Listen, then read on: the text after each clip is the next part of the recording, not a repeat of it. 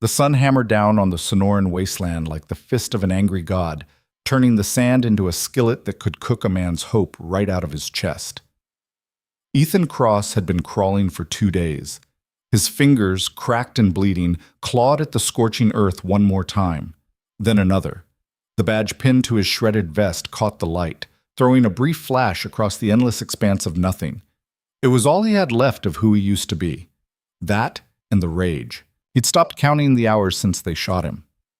3 bullets, 2 in the back, one that grazed his skull, and left a canyon of dried blood matted in his hair.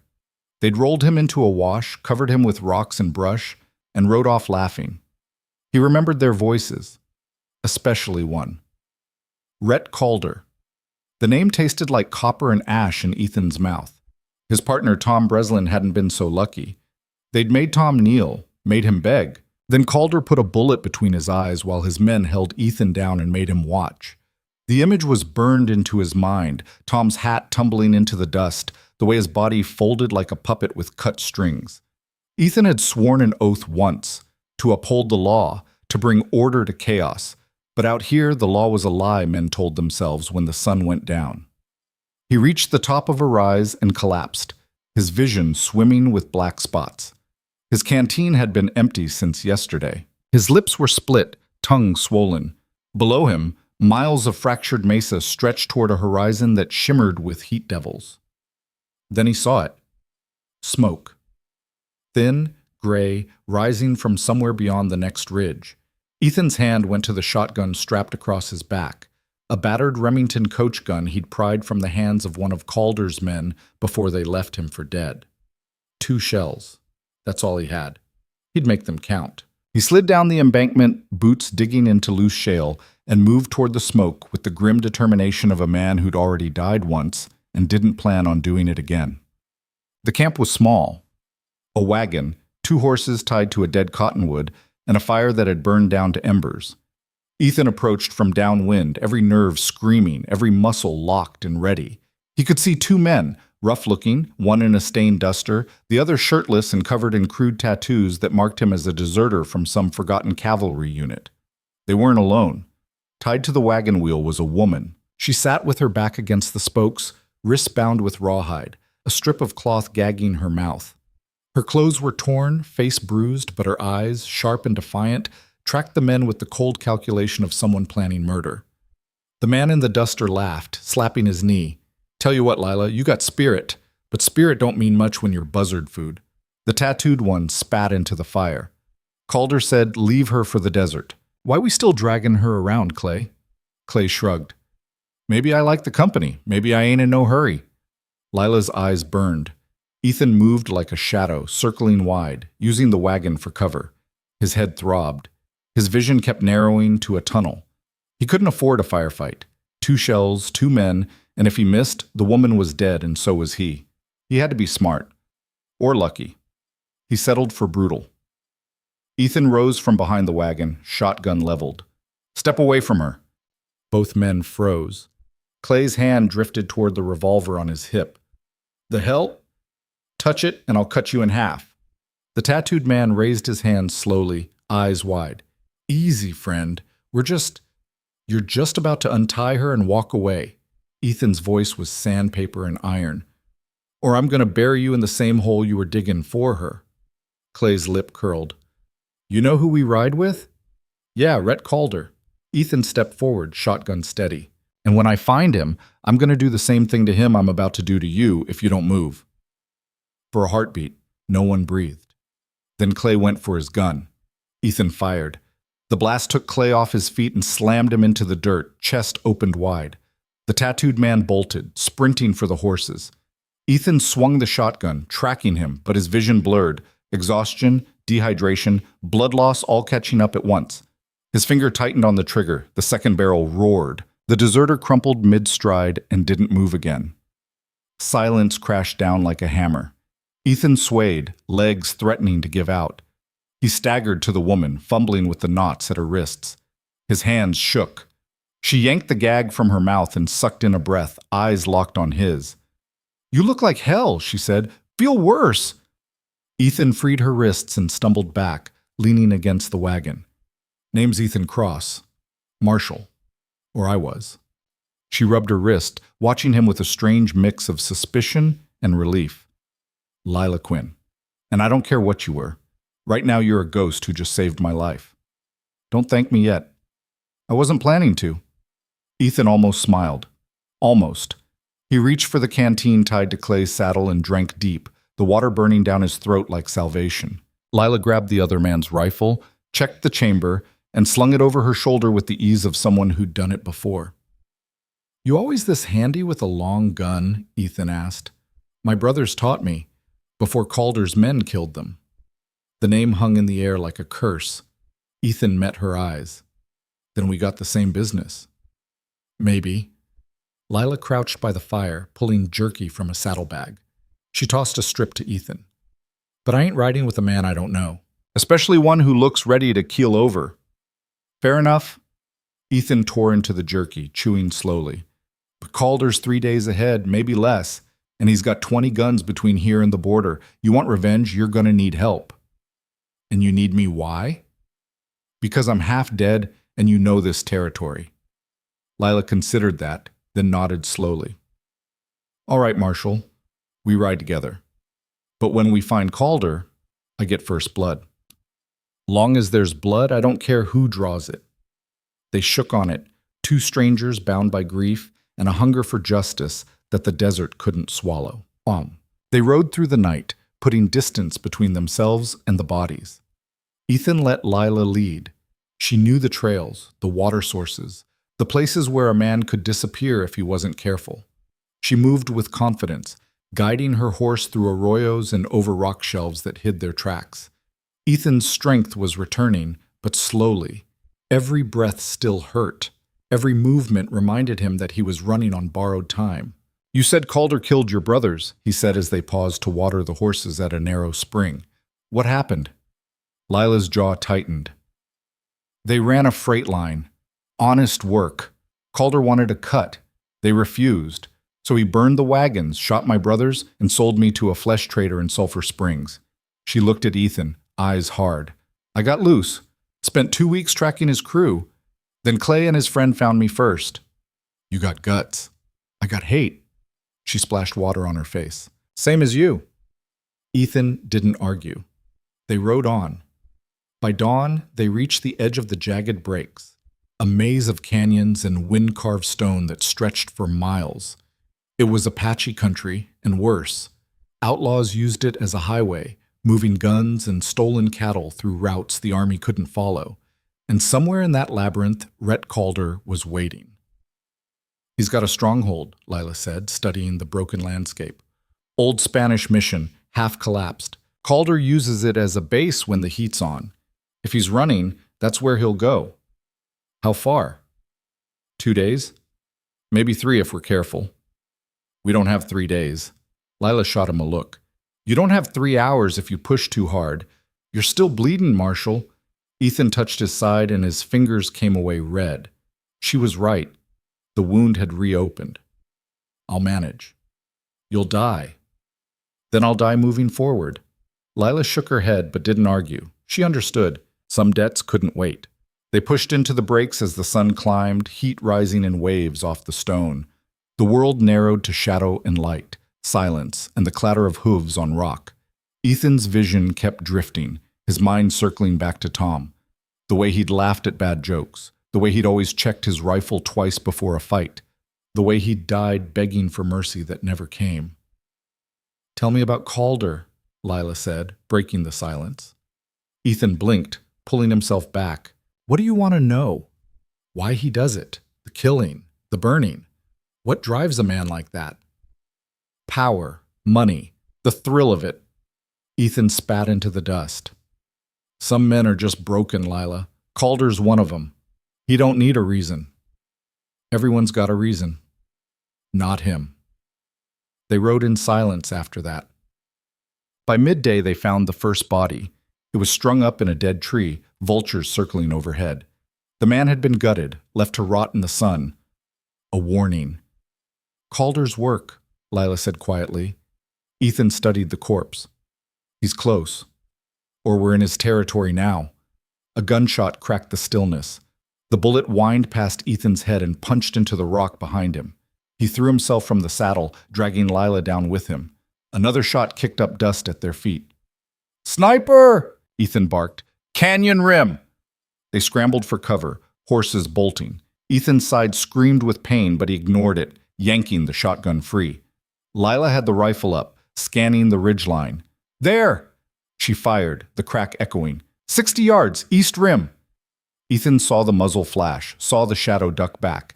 He broke from cover, sprinting for a boulder cluster. Another bullet chased him, sparking off stone. He dove, rolled, came up with the shotgun aimed high. Too far for buckshot. Lila fired again, methodical, controlled. "He's moving, heading for the pass." "Let him go," Ethan growled. "We're sitting ducks here." But the shooting stopped. Silence settled, thick and dangerous.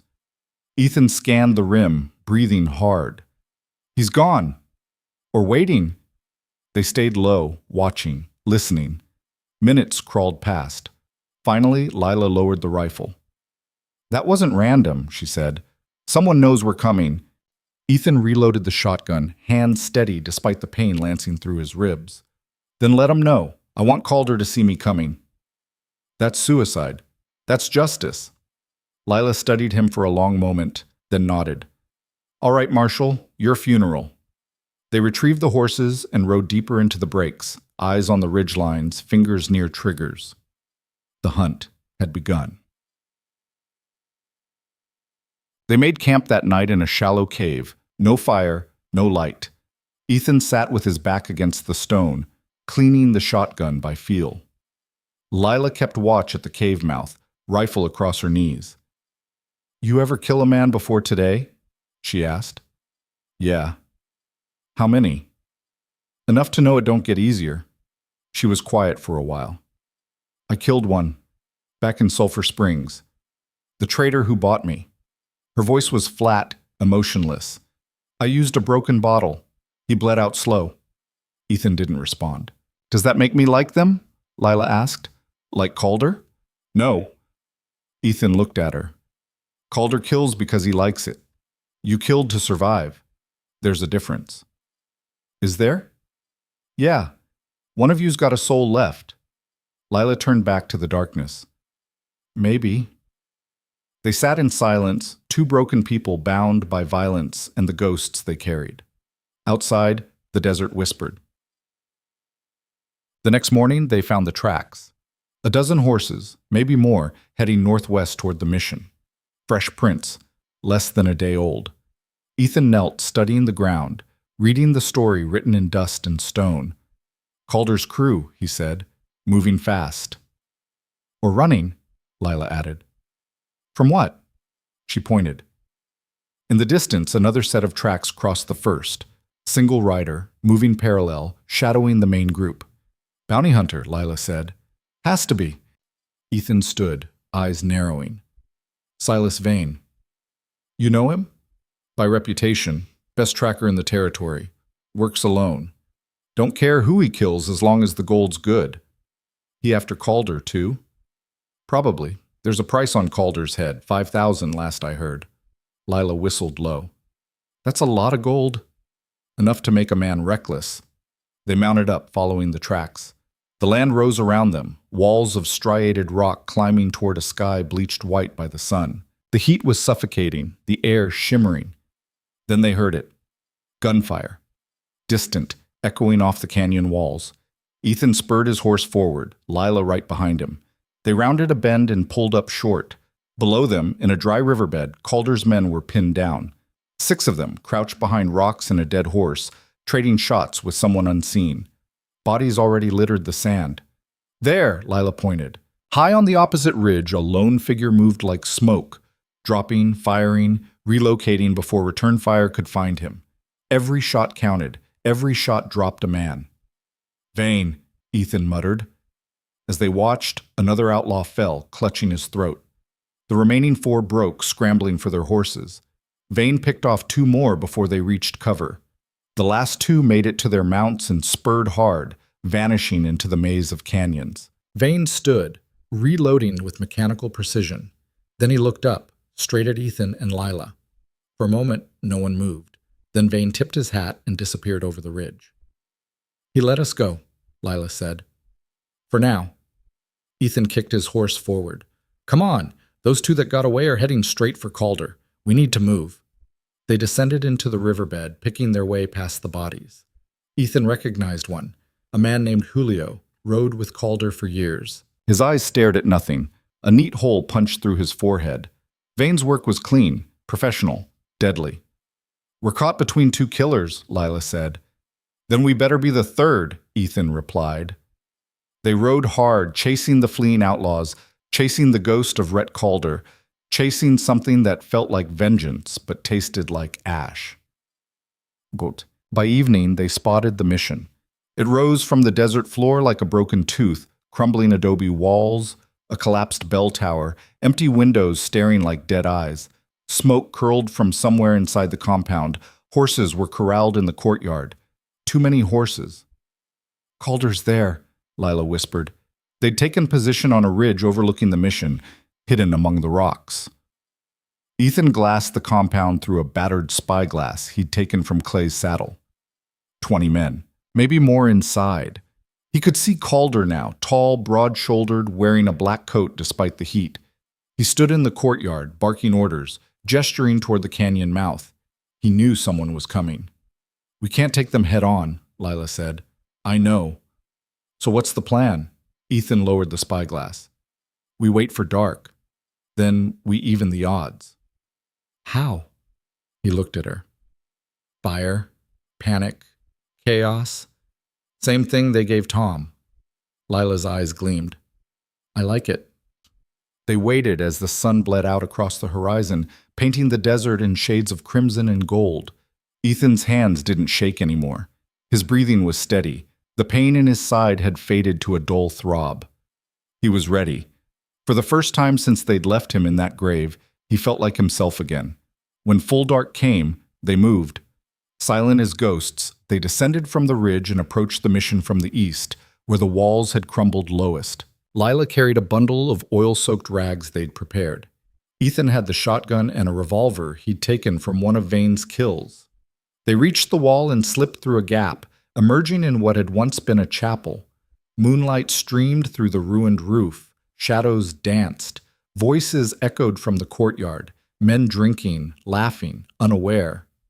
Ethan and Lila moved through the mission like smoke, placing the oil rags near stables, supply crates, anywhere that would burn fast and hot. When they were done, Ethan struck a match. "You ready?" he asked. Lila checked her rifle. "Born ready." He dropped the match.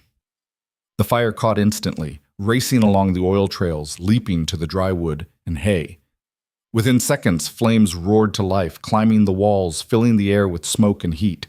Shouts erupted from the courtyard. "Fire! Fire!" Men poured from the buildings, scrambling for water, for buckets, for anything.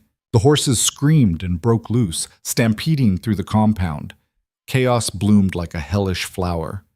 Ethan and Lila moved through it, ghosts in the firelight. Ethan saw a man running toward him, didn't hesitate, brought the shotgun up and fired. The man went down. Another came from the left. Lila's rifle cracked and he folded. They kept moving, kept killing, the fire spreading behind them like the wrath of something ancient and unforgiving. Then Ethan saw him. Rhett Calder stood in the center of the courtyard, coat billowing, revolver in each hand, roaring orders that no one could hear over the chaos. His eyes found Ethan through the smoke. Recognition flared. Then hate. Calder raised both guns. Ethan dove as bullets chewed the ground where he'd stood. He rolled, came up firing. The shotgun blast caught one of Calder's men and sent him spinning. Lila was beside him now, rifle barking, dropping another. But there were too many. A bullet grazed Ethan's shoulder. Another punched through his hat. He staggered back, vision swimming. Lila grabbed him. "We have to go. Now!" They broke for the wall, bullets chasing them, men screaming behind them. Ethan fired blind, not aiming, just buying time. They hit the gap in the wall and tumbled through, scrambling up the slope toward the ridge. Behind them, the mission burned, and in the firelight, Rhett Calder's voice rang out like a promise. "You're dead, Cross! You hear me? Dead!" Ethan didn't look back. He climbed. They made it to the horses and rode hard into the night, not stopping until the mission was just a glow on the horizon. Only then did Ethan pull up, breathing ragged, blood soaking through his shirt. Lila was beside him, face smudged with soot and blood, some hers, most not. "We hurt him," she said. "Not enough." "It's a start." Ethan looked back at the fire, at the chaos they'd unleashed. Tom's face flickered in his mind, smiling, alive. "Yeah," he said quietly. "It's a start." They rode on into the darkness, leaving the burning mission behind. The hunt wasn't over. It had only just begun. The horses stumbled through the pre-dawn darkness, their flanks heaving, foam flecking their bits. Ethan could feel his mount flagging beneath him, the animal's legs trembling with exhaustion. Behind them, the glow of the burning mission had faded to a dull smear on the horizon, but the echo of Calder's rage still rang in his ears. Lila pulled up first, her horse refusing to go another step. "We have to rest them," she said, her voice raw from smoke. "They're done." Ethan wanted to argue, wanted to keep pushing, but he knew she was right. They'd ridden the animals nearly to death. He dismounted, legs buckling as his boots hit the ground. The wound in his side had opened again, fresh blood mixing with the old. They found shelter in a narrow defile between two massive slabs of granite that had split apart centuries ago. The gap was just wide enough for the horses and offered protection from the wind that had begun to howl across the desert floor. Lila unsaddled the animals while Ethan kept watch, the revolver heavy in his hand. "You're bleeding again," she said, nodding toward his side. "I'm fine." "You're a liar." She dug through her saddlebag and produced a mostly clean shirt. "Sit down before you fall down." Ethan wanted to refuse, but his body made the decision for him. He sank onto a flat rock, vision graying at the edges. Lila knelt beside him and pulled his shirt open, revealing the ragged wound. She didn't flinch. "This needs stitching," she said. "We don't have time. We don't have a choice." She pulled out a needle and thread from a small kit. "This is going to hurt. Everything hurts." She almost smiled at that. "Fair enough." The needle bit into his flesh and Ethan hissed through his teeth, hands clenching. Lila worked quickly, her fingers steady despite the dim light. Each pull of the thread sent fire through his ribs, but he didn't make a sound. He'd endured worse. "Where'd you learn to do this?" he asked, partly to distract himself. "My mother. She was a frontier nurse before she married my father." Lila tied off another stitch. "Taught all of us kids how to patch wounds, set bones, treat fever. Said you couldn't count on a doctor out here." She was right. She usually was. Lila's voice softened. "Calder killed her too.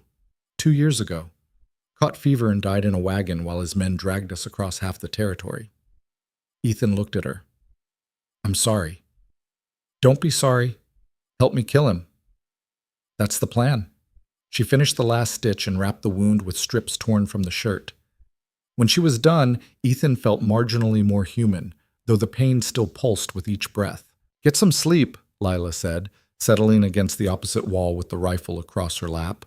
"I'll take first watch. Wake me in 2 hours." "Sure." He knew she wouldn't, but he was too exhausted to argue.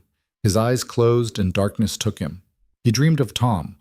They were standing in the wash where it happened, but this time Ethan wasn't pinned down. This time he had his gun. He raised it, aimed at Calder's head, pulled the trigger, but nothing happened. The hammer fell on an empty chamber again and again, while Tom screamed and Calder laughed, and the sun beat down like judgment itself. Ethan woke with a gasp, hand reaching for the revolver. Lila was watching him, eyes unreadable in the gray light of false dawn. "Bad dreams?" she asked. "The only kind I got." She handed him a canteen. "We need to talk about what happens next." Ethan drank, the water cool against his throat. "We find Calder. We finish this." "With what army?" Lila gestured back toward where they'd come from. "We burned his supplies and killed maybe 6 of his men. He's still got a dozen guns, maybe more. And now he knows we're coming." "Good." "That's not good. That's suicide." Ethan met her eyes. "You want to walk away?" "No, but I want to live long enough to see him dead." She leaned forward. "We need help. Or a better plan. Or both. We got a plan. Hit him fast, hit him hard, and get ourselves killed in the process." Lila shook her head. There's a difference between brave and stupid, Marshal. My brothers were brave, didn't stop them from dying. The words hung between them, heavy with truth. Ethan was quiet for a long moment, then nodded slowly. All right, what do you suggest? The Apache. He stared at her. You're joking. I'm not. Calder's been running guns to their enemies, trading with settlers on their land, killing their scouts. Lila's eyes were sharp. They want him dead as much as we do, maybe more. The Apache don't negotiate with white men, especially lawmen. No, but they might talk to a woman whose family was murdered by the same man who's been raiding their territory. She paused. And they respect courage. You rode into a stronghold with 20 guns and walked out alive. That counts for something. Ethan considered it. The idea was insane. The Apache had been at war with settlers and the army for decades, the violence escalating with each passing year. Riding into their territory was asking to be skinned alive. But Lila was right. They couldn't take Calder head on, not with just the two of them. You know where to find them? He asked. I know where they were 3 months ago, canyon country north of here. Whether they're still there? She shrugged. Only one way to find out. If they kill us on sight, this was a terrible plan. If Calder kills us tomorrow, it doesn't matter. Lila stood, slinging the rifle over her shoulder. At least this way, we're trying something different. Ethan got to his feet, testing his side. The stitches held. All right, we ride north, but if arrows start flying, I'm blaming you. Deal. They saddled the horses and set out as the sun broke over the eastern peaks, painting the world in shades of amber and blood. The land changed as they moved deeper into the high desert. The brutal flats gave way to rolling hills covered in sage and juniper, and the mesas rose higher, their faces carved with the signatures of wind and time. They followed game trails and dry creek beds, staying low, watching the ridgelines for movement. By midday, they'd put 20 miles between themselves and the mission. Ethan's side throbbed with each step, but he kept moving. They couldn't afford to stop. Tell me about Vane, Lila said, as they paused to water the horses at a spring that bubbled from the rocks. What about him? Why is he hunting Calder, just for the gold? Ethan shrugged. Vane don't do anything unless there's profit in it. $5,000 is a lot of profit. You ever crossed paths with him before? Once, 3 years ago in Tucson. Bank robbery went bad. 4 men dead. Vane tracked the shooter through 100 miles of desert and brought him back tied to his saddle. Ethan's jaw tightened. Dead? Not alive. Collected the reward anyway. Cold. Efficient. Vane's not evil, he's just empty. Doesn't care about right or wrong, just whether the job pays. Lila filled her canteen. Think he'll come after us? Only if someone puts a price on our heads. Comforting. They rode on, the sun climbing higher, the heat building. The landscape grew rougher, the trails narrower. They were entering the heart of Apache country now, and every shadow could hide a warrior, every ridge could conceal an ambush. Ethan felt the weight of eyes on them, though he saw nothing. We're being watched, he said quietly. I know. Lila's hand rested near her rifle. Have been for the last hour. You see them? No, but I can feel it. They kept riding, moving slowly, hands away from weapons. If the Apache wanted them dead, they'd already be dead. The fact that they were still breathing meant something, though what Ethan couldn't say. The answer came an hour later. They rounded a bend and found the trail blocked by 3 warriors on horseback. They sat motionless, faces painted, rifles across their laps. The lead warrior was older, his face a map of scars, his eyes like chips of obsidian. Ethan raised his hand slowly.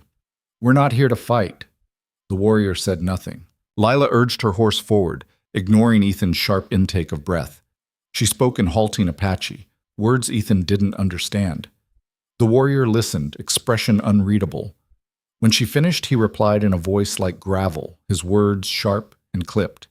Lila nodded and turned to Ethan. They're taking us to their camp. That an invitation or an execution? Bit of both, probably. The warriors turned their horses and started up a trail that climbed into the hills. Ethan and Lila followed, surrounded now by more warriors who'd materialized from the rocks like spirits. There was no conversation, no sound except the clatter of hooves on stone and the whisper of wind through the canyon. They climbed for an hour, the trail growing steeper, the air thinner. Finally, they crested a rise, and Ethan saw the camp spread out below. Wickiups clustered among the rocks, smoke rising from cook fires, horses grazing in a natural corral formed by the canyon walls. Women and children stopped to watch as they rode in, their faces curious and wary. The warriors led them to the largest wickiup and dismounted. The scarred warrior gestured for them to do the same. Inside, the air was thick with smoke from a central fire. An old man sat on the far side, wrapped in a blanket despite the heat. His face was ancient, skin like old leather, but his eyes were sharp and aware. This was a man who'd seen things, survived things, and had no patience for lies. The scarred warrior spoke to him in rapid Apache. The old man listened, then turned his gaze to Ethan and Lila. "You speak English?" Ethan asked. "Better than you speak Apache." The old man's voice was surprisingly strong. "I am Nantaje. You are the lawman who burned Calder's nest." It wasn't a question. "I am." "And you?" Nantaje looked at Lila. "Lila Quinn.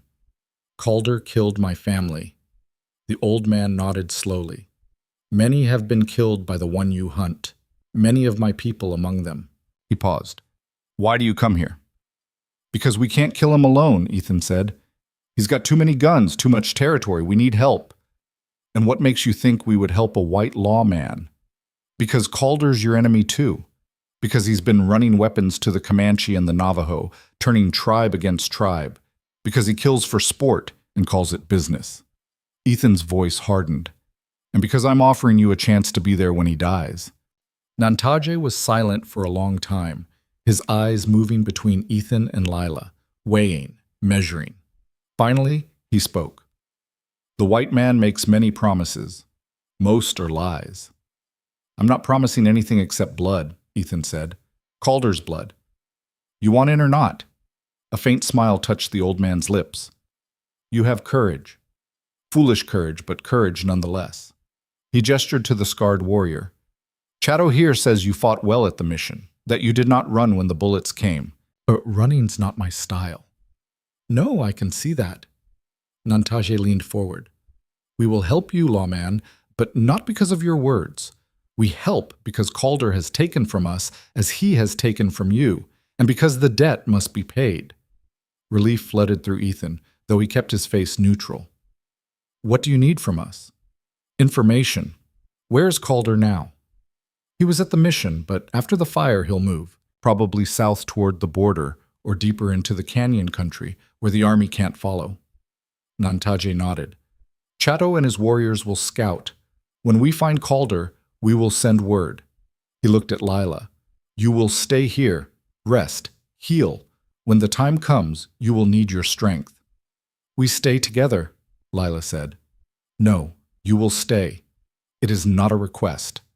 Ethan saw the flash of anger in Lila's eyes, but she held her tongue. Arguing with Nantaje would accomplish nothing. "How long?" Ethan asked. "As long as it takes. Days. Maybe weeks." "We don't have weeks." "Then you should have brought an army." Nantaje's voice was flat. "Patience, lawman. The hunt is not always won by the fastest rider." Ethan wanted to argue, but he knew the old man was right. They needed intelligence, and the Apache could move through this land like ghosts. If anyone could find Calder, it was them. "All right," he said finally. "We wait." Nantaje nodded once, and the scarred warrior, Chato, gestured for them to follow. He led them to a smaller wickiup on the edge of the camp, empty but for a few blankets and a water jug. "You stay here," Chato said in broken English. "Do not leave camp. Do not touch weapons." His eyes were hard. "You are guests, but guests can become prisoners." "Understood," Ethan said. Chato left, and they were alone.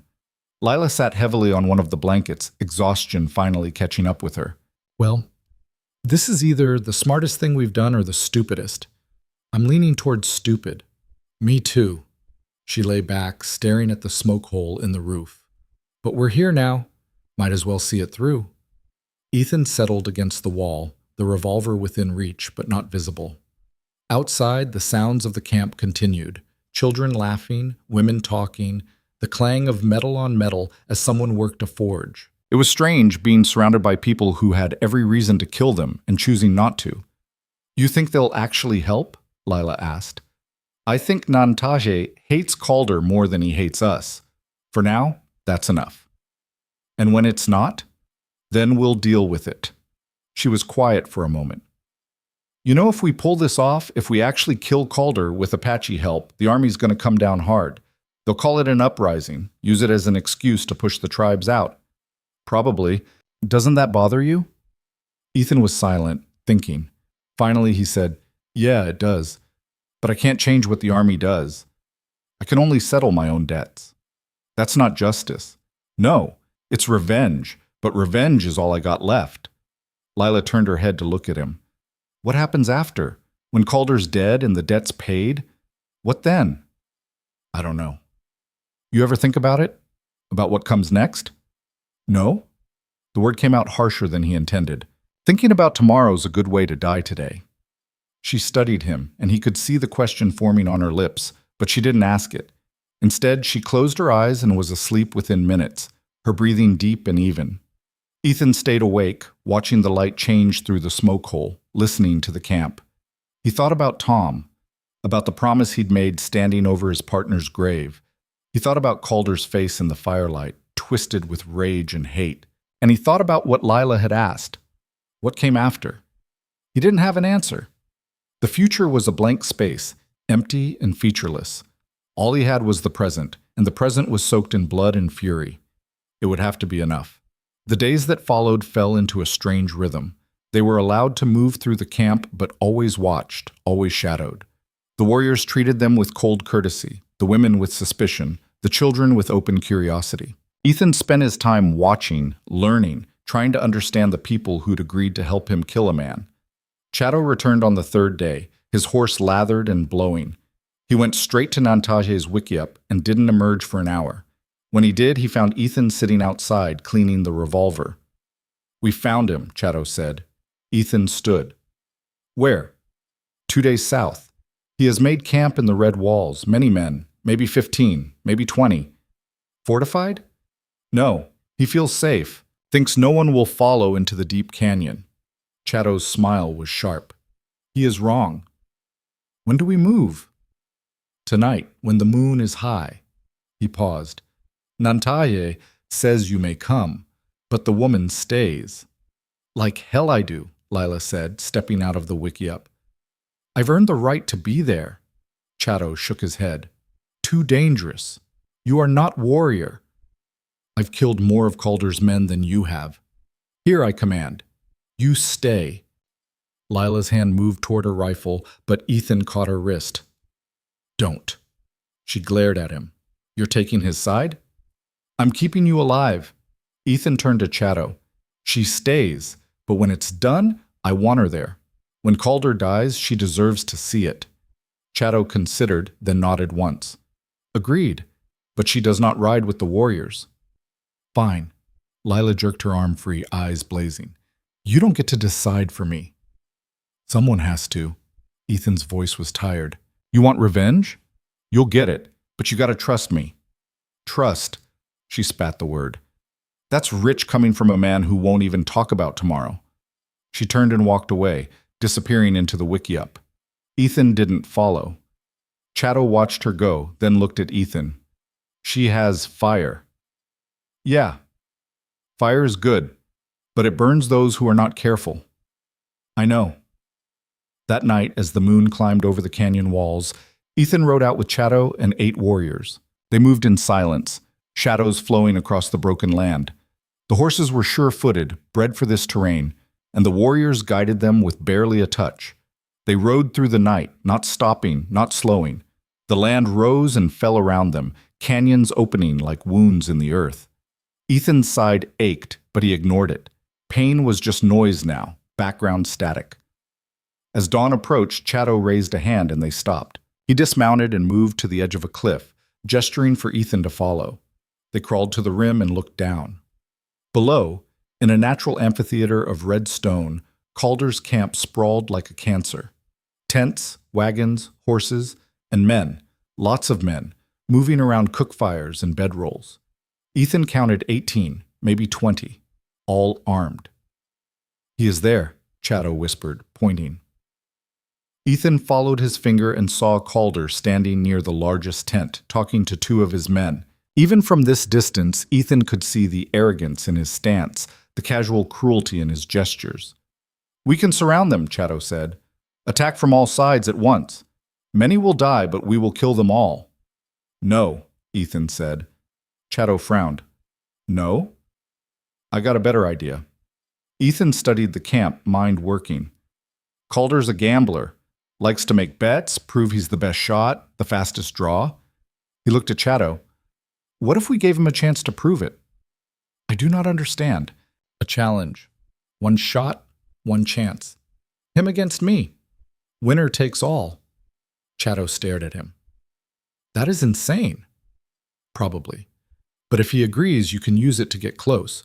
Position your warriors while everyone's watching the duel, and if he kills me, you attack anyway and finish what I started." "You would risk your life on pride?" "Not pride. Strategy." Ethan's smile was cold, and the satisfaction of watching his face when he realizes he's been played. Chatto was silent for a long moment, then nodded slowly. "You are either very brave or very stupid, lawman." "Little bit of both."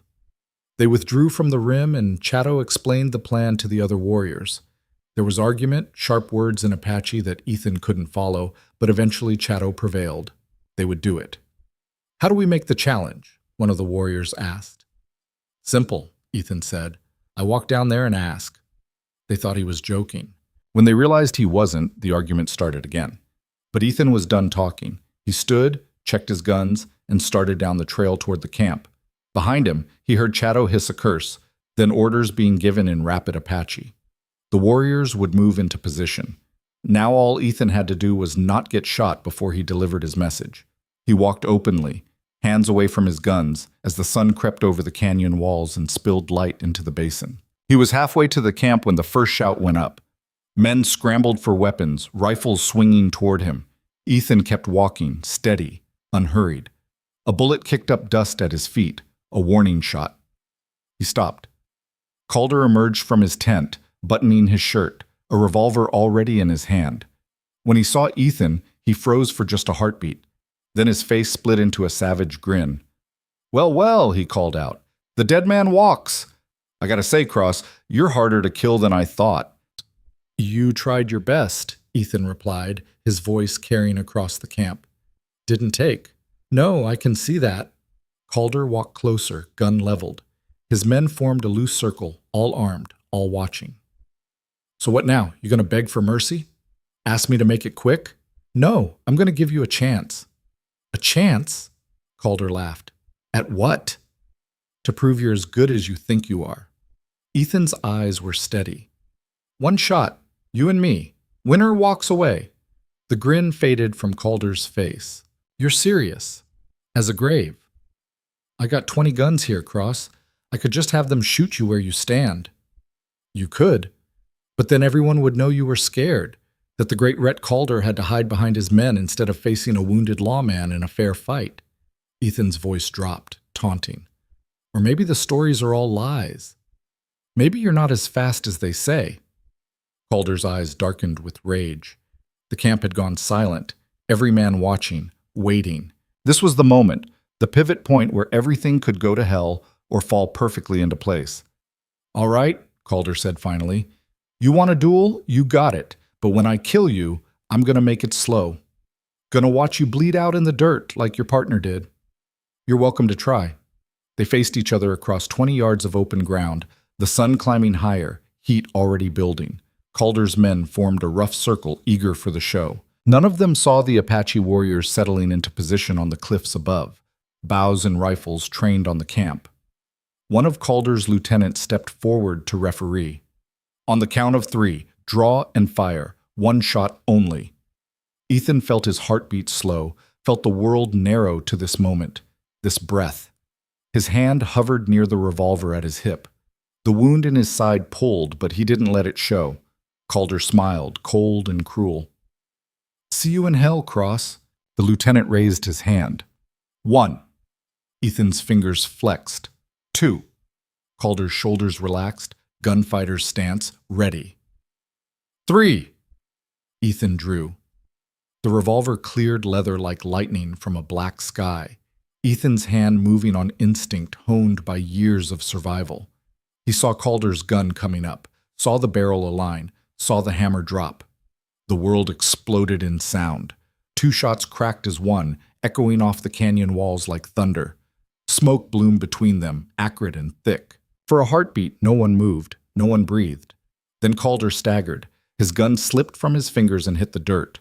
He looked down at his chest, at the spreading crimson stain, his face registering something between shock and fury. His knees buckled and he fell forward, catching himself on his hands. Ethan stood untouched, the revolver still smoking in his hand. Calder's men stared in stunned silence, caught between disbelief and the sudden realization that their leader was bleeding out in the dust. One of them took a step forward, hand moving toward his rifle. That's when the arrows came. The first shaft punched through the man's throat before he could raise his weapon. He dropped without a sound.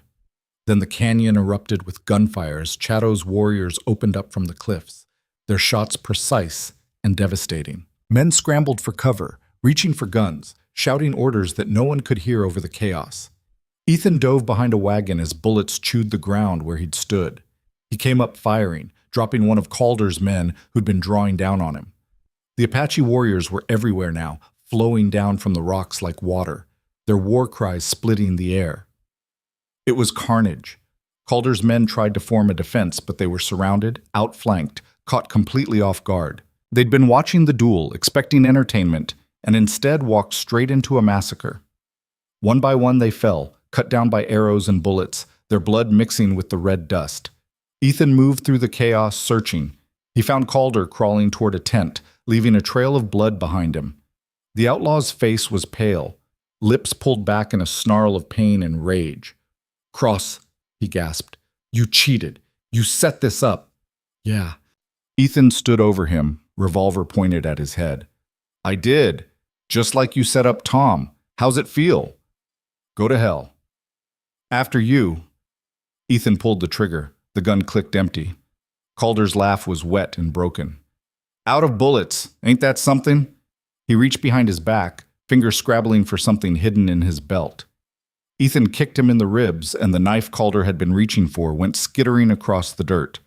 The outlaw curled into himself, coughing blood. "Please," Calder wheezed. "Don't kill me like this. Not like a dog. You didn't give Tom a choice. You don't get one either." Ethan picked up the knife, tested its weight.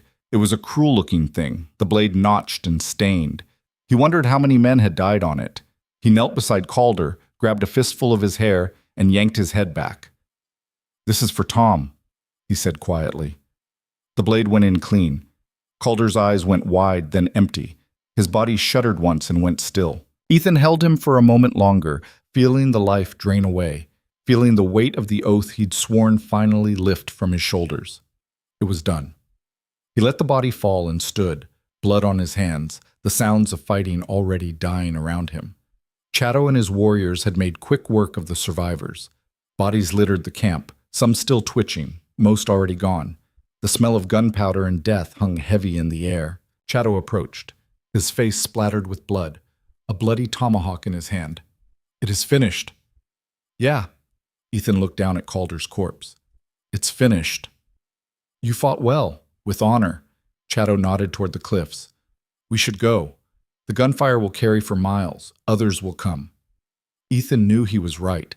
They'd made enough noise to wake the dead and draw every lawman, bounty hunter, and opportunist within 50 miles. He retrieved his revolver, reloaded it with hands that didn't shake, and followed Chatto toward the horses. That's when he heard the slow clapping. The sound came from above, from a ledge overlooking the camp. Ethan looked up and felt his blood run cold. Silas Vane sat on his horse, hands resting on the saddle horn, watching them with the detached interest of a man studying insects. He was tall and lean, dressed all in black, his face shadowed by a wide-brimmed hat. A rifle rested across his lap. "Hell of a show," Vane called down. "Real hell of a show. Though I gotta say, Cross, using the Apache to do your dirty work, that's cold even for you." Ethan's hand moved toward his gun, but Chatto grabbed his wrist. "No, we do not have the position."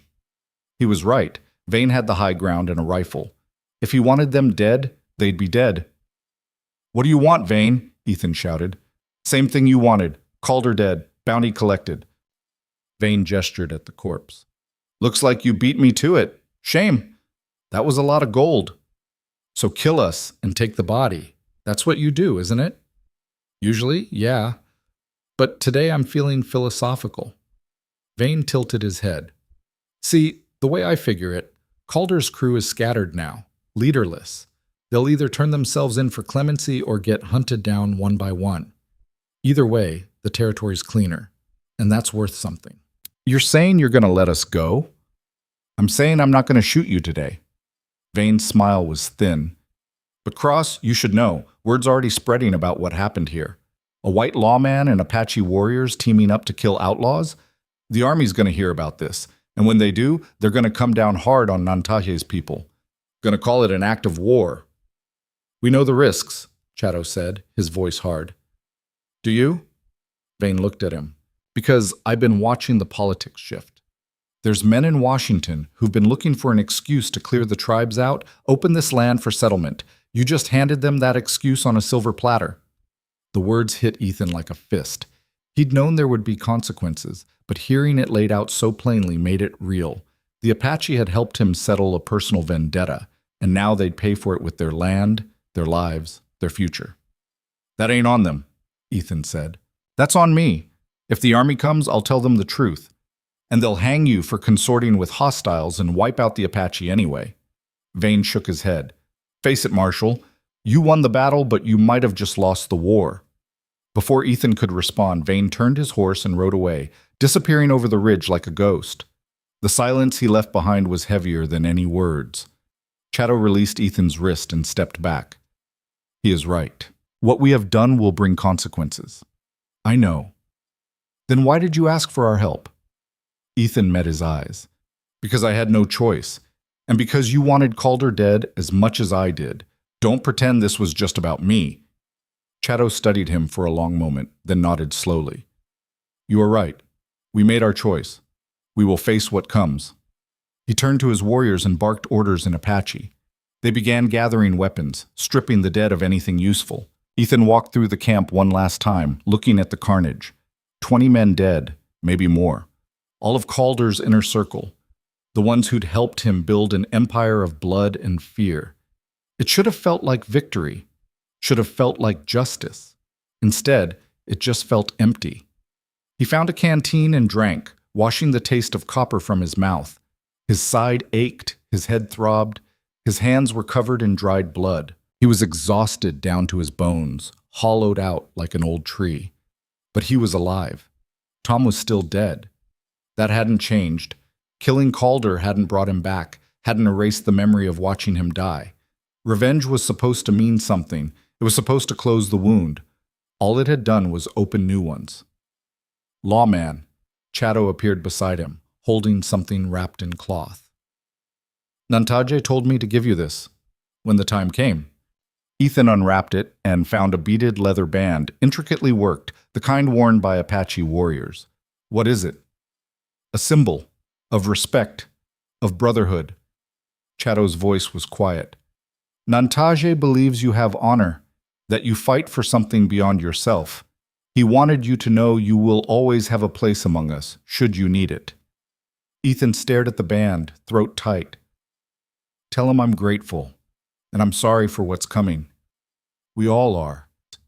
Chato clasped his shoulder briefly, then walked away to join his men. They rode out of the canyon as the sun reached its zenith, leaving the dead where they lay for the buzzards and the desert. The journey back to the Apache camp took 2 days, and Ethan spent most of it in silence, turning Vane's words over in his mind. He'd won. He'd killed Calder, avenged Tom, survived against impossible odds. But the victory tasted like ash, and the future looked darker than the past ever had. When they finally reached the camp, Lila was waiting at the edge, pacing like a caged animal. She saw them coming and ran forward, eyes searching Ethan's face. "Is it done?" she asked. "It's done." She closed her eyes briefly, some of the tension draining from her shoulders. "Good. Then let's get out of here before..." "Before what?" The voice came from behind them. cold and commanding. They turned to find a column of cavalry riding into the canyon, led by a captain with hard eyes and a jaw like granite. 20 soldiers, all armed, all looking at the Apache camp with barely concealed hostility. Ethan's hand moved toward his gun, but Chatto caught his eye and shook his head. Fighting now would be suicide. The captain dismounted and walked forward, his gaze moving from Ethan to Lila to the Apache warriors. "I am Captain Marcus Hendricks, United States Army. We received reports of gunfire from the Red Walls Canyon, multiple casualties, and witnesses say they saw Apache warriors riding with a white man wearing a marshal's badge." Ethan stepped forward. "I'm Marshal Ethan Cross. What you heard was justice being served." "Justice?" Hendricks' lip curled. "From where I'm standing, it looks like an act of war. A federal officer conspiring with hostile Indians to commit murder." "It wasn't murder. It was an execution. Rhett Calder was a wanted man, guilty of—" "I know who Calder was." Hendricks cut him off. "And I know what he did. But that doesn't excuse what you've done here, Marshal. You've crossed a line." Nantahe emerged from his wickiup, moving slowly, his face impassive. He spoke in clear, deliberate English. "The lawman came to us seeking help against a common enemy. We chose to help him. That is not war. That is alliance." "The United States doesn't have alliances with renegade tribes," Hendricks said flatly. "And you know it." "Then perhaps the United States should reconsider its definition of renegade," Nantahe replied. "We defended ourselves against a man who raided our land, killed our people, and trafficked in weapons and death. If that is a crime, then we are all guilty." Hendricks was silent for a moment, his jaw working. Finally, he said, "I'm taking Marshal Cross into custody. The rest of you, stand down and disperse. If I see any Apache warriors within 20 miles of here by sundown, I'll consider it an act of aggression and respond accordingly." "No." Lila stepped forward, rifle in hand. "You're not taking him anywhere." Soldiers raised their weapons. Chatto's warriors did the same. The tension snapped tight, one wrong move away from bloodshed. "Miss, put the rifle down," Hendricks said, his voice dangerously calm. "You're already in enough trouble." "Trouble?" Lila's laugh was bitter. "My family was murdered. This man helped me get justice. And you want to arrest him for it?" "I want to prevent a massacre." Hendricks looked at Ethan. "Marshal, you have a choice. Come with me peacefully and face a trial, or stand with them and watch everyone here die. What's it going to be?" Ethan felt the weight of every eye on him. He looked at Lila, saw the fury and fear warring in her face. He looked at Chatto and the warriors, ready to fight and die for a cause that had already cost them too much. He looked at Nantahe, who watched him with ancient, knowing eyes, and he made his choice. He raised his hand slowly. "I'll go with you, but these people had nothing to do with what happened at the Red Walls. That was me. All of it." "You're lying," Hendricks said, "but it doesn't matter. The law will sort it out." "The law hasn't sorted out a damn thing in this territory," Ethan shot back. "But fine, take me. Just leave them alone." Lila grabbed his arm. "Don't do this. They'll hang you." "Maybe, but at least no one else dies today." He looked at her, his voice soft. "You got your revenge, Lila. Now live with it. Build something. Don't throw your life away on mine." "You don't get to decide that." "Yeah, I do." He pulled free gently and walked toward Hendricks. "Let's go, Captain, before someone does something stupid." 2 soldiers moved forward and bound his wrists. The ropes bit into his skin, but Ethan didn't fight. He let them lead him to a horse, let them tie him to the saddle. He didn't look back at Lila, didn't let himself see the expression on her face. If he did, he might change his mind. The cavalry column formed up and started riding out of the canyon. Ethan sat straight in the saddle, head high, even as his wrists bled and his side screamed with pain. Behind him, he could feel Lila's eyes burning into his back. He'd saved her life twice now. Once in the desert, once here. Maybe that was enough. They rode for hours, the land changing around them, the Apache territory giving way to open desert. Hendricks rode at the front, silent and rigid.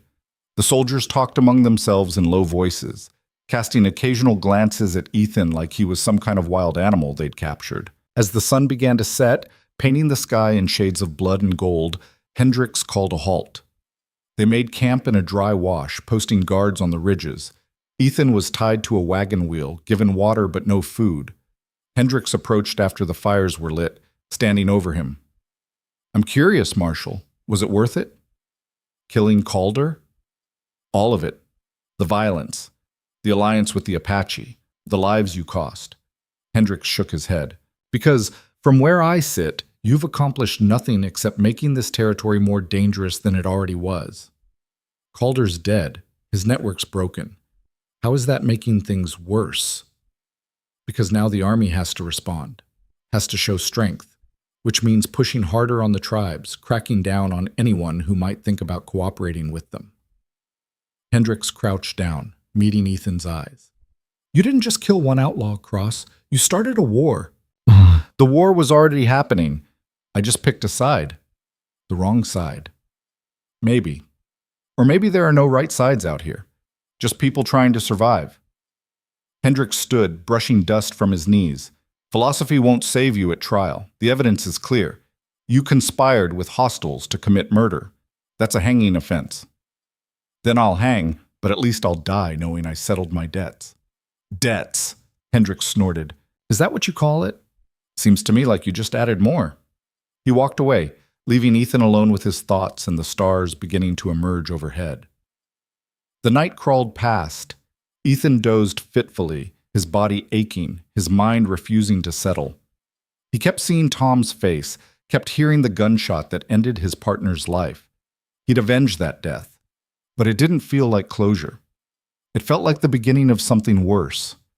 Near midnight, one of the guards shouted. Ethan's eyes snapped open and he saw figures moving in the darkness beyond the firelight. The soldiers grabbed their rifles, forming a defensive line. Hendricks emerged from his tent, revolver in hand. "Who's out there? Identify yourself." A voice answered from the darkness, calm and cold. "Just a concerned citizen, Captain. Name's Silas Vane." Vane walked into the firelight, hands raised to show he was unarmed, though Ethan knew that meant nothing. The bounty hunter could kill a man 6 ways with his bare hands. "What do you want, Vane?" Hendricks demanded. "Information. Heard you arrested Marshal Cross. Thought I'd come see for myself." Vane's eyes found Ethan. "How you holding up, Marshal?" "Better than you'd expect." "I bet." Vane turned back to Hendricks. "Captain, I think you're making a mistake." "Is that so?" "Yeah. See, I was there when Calder died, watched the whole thing, and from what I saw, Cross here did your job for you. Took down a wanted criminal and his entire operation. You should be thanking him, not arresting him." "He used Apache warriors to do it," Hendricks said. "That's illegal collaboration." "Is it? Because last I checked, the law says a marshal can deputize anyone he needs to apprehend a suspect. Seems to me like Cross deputized the Apache, and they helped him bring in a fugitive. That's not collaboration. That's good police work." Hendricks' face darkened. "That's a creative interpretation." "Maybe. But it'll hold up better in court than your conspiracy charge." Vane smiled thinly. "And if you push this, Captain, I'll testify on Cross's behalf. Tell the judge exactly what I saw. That you're prosecuting a lawman for doing his job while the real criminals walk free." "There are no criminals walking free. Calder's dead. But his suppliers aren't. His buyers aren't. The men who funded his operation, who profited from it, they're all still out there." Vane leaned forward slightly. "You want to clean up this territory, Captain? Go after them. Not the man who actually took down the monster." The silence stretched. Soldiers watched, waiting to see how their commander would respond. Hendricks' jaw worked, his eyes moving between Vane and Ethan. Finally, he said, "Get out of my camp, Vane." "Is that a no on releasing Cross?" "It's an order. Leave. Now." Vane shrugged. "Your funeral, Captain. But when this blows up in your face, don't say I didn't warn you." He turned and walked back into the darkness, disappearing as quickly as he'd come. Hendricks stared after him for a long moment, then barked orders at his men to double the watch. He didn't look at Ethan again. The next morning, they broke camp and continued south toward the nearest army outpost. Ethan rode in silence, watching the land pass by, wondering if he'd ever see it again. If Hendricks had his way, Ethan would be court-martialed, convicted, and hanged within a month. It wasn't fear that gnawed at him. It was the sense of unfinished business, of threads left dangling. Lila was still out there somewhere. The Apache would face reprisals, and men like Vane would continue hunting bounties, caring nothing for the lives they destroyed in the process. The cycle would continue. They reached the outpost by late afternoon, a collection of wooden buildings surrounded by a stockade fence. Hendricks turned Ethan over to the fort commander, a colonel named Reeves, who looked at him like he was something that had crawled out of the desert. "So you're the marshal who went native," Reeves said, his voice dripping with contempt. "Didn't think I'd live to see the day." "I did my job," Ethan replied evenly. "Nothing more. Your job was to uphold federal law, not conspire with savages. The Apache aren't savages. They're people defending their land." Reeves backhanded him across the face. The blow snapped Ethan's head sideways and blood filled his mouth. "You don't speak unless spoken to, prisoner." Ethan spat blood on the floor and said nothing. They threw him in the stockade, a small cell with iron bars and a dirt floor. No bed, no blanket, just four walls and the smell of old sweat and despair. Ethan sat in the corner, testing the stitches in his side. They'd held, miraculously. Time lost meaning. Hours blurred into days. They fed him twice a day, gave him water when they remembered. No one spoke to him. No one told him when the trial would be. He was simply forgotten. On the fifth day, the cell door opened and a guard gestured for him to come out. Ethan stood, legs stiff, and was led across the compound to the commander's office. Inside, Colonel Reeves sat behind a desk covered in maps and reports. Standing beside him was someone Ethan hadn't expected to see. Lila. She looked different, cleaner, wearing actual clothes instead of trail-worn rags, her hair tied back. But her eyes held the same fire. "Miss Quinn here has been quite insistent about seeing you," Reeves said, his tone suggesting he found the whole thing distasteful. "I told her it was against regulations, but she threatened to write every newspaper from here to Washington if I didn't allow it. So you have 5 minutes? Make them count." He stood and left the office, leaving them alone. Lila crossed the room in 3 strides and slapped Ethan across the face. "You idiot!" she hissed. "You self-sacrificing, stubborn, stupid idiot!" Ethan worked his jaw. "Nice to see you too. Don't you dare joke." Her eyes were bright with unshed tears. "You gave yourself up for nothing. Hendricks isn't going to let the Apache go. He's already moved troops into their territory, pressuring Nantaje to relocate." "I know." "You know? That's all you have to say." Ethan sighed. "What do you want me to say, Lila? That I made a mistake? That I should have let everyone die instead? I did what I thought was right. And now you're going to hang for it. Maybe, but at least I'll die clean." She stared at him, fury and anguish warring in her expression. Finally, she said quietly, "I didn't come here to fight with you." "Then why did you come?" "To tell you I'm not giving up. I've been talking to lawyers, to politicians, to anyone who'll listen. Vane's story is spreading. People are starting to ask questions about why a decorated marshal is being prosecuted for taking down a known criminal. Lila, don't. It's not worth it. It's worth everything." She leaned forward, her voice fierce. "You saved my life twice. You helped me get justice for my family. I'm not going to stand by and watch them kill you for it." Ethan felt something crack inside his chest, something he'd thought was dead. "You should let it go. Build the life you deserve." "I will. But not until you're free to do the same." She straightened. "I'm going to get you out of here, Marshal, one way or another." Before he could respond, the door opened and Reeves returned. "Time's up."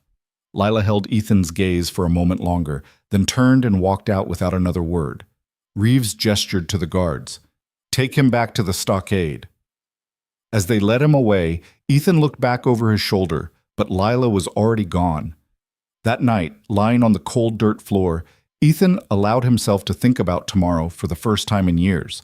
About what might come after the trial, after the judgment, after everything. He thought about Lila's words, about her refusal to give up. And he thought about the choice that lay ahead, to keep fighting or to accept whatever fate had in store.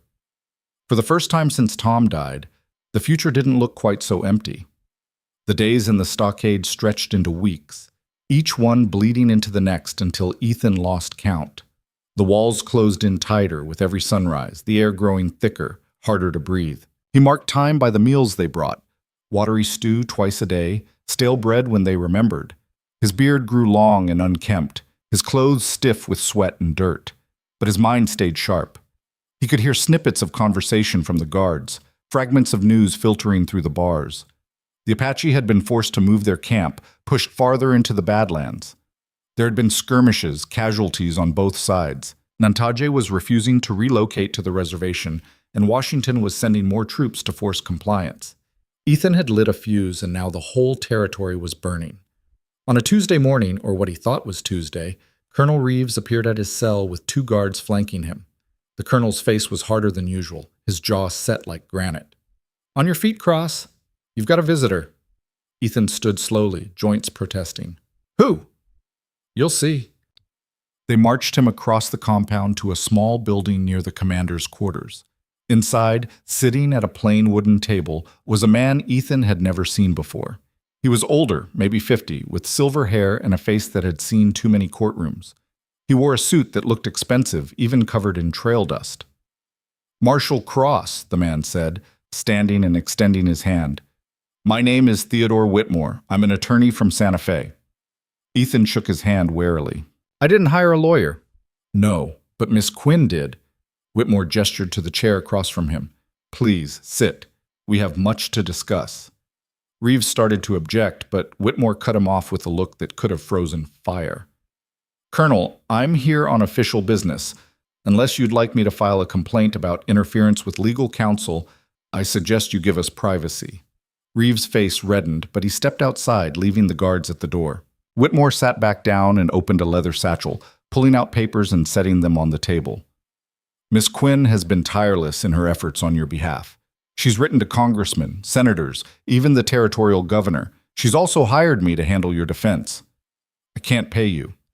"You don't have to. She's paying." Whitmore's eyes were sharp behind wire-rimmed spectacles. "Now let's talk about your case. The charges are conspiracy to incite violence with hostile Indians and unlawful use of deadly force. Both are serious, but not insurmountable. They've got witnesses. They know what happened.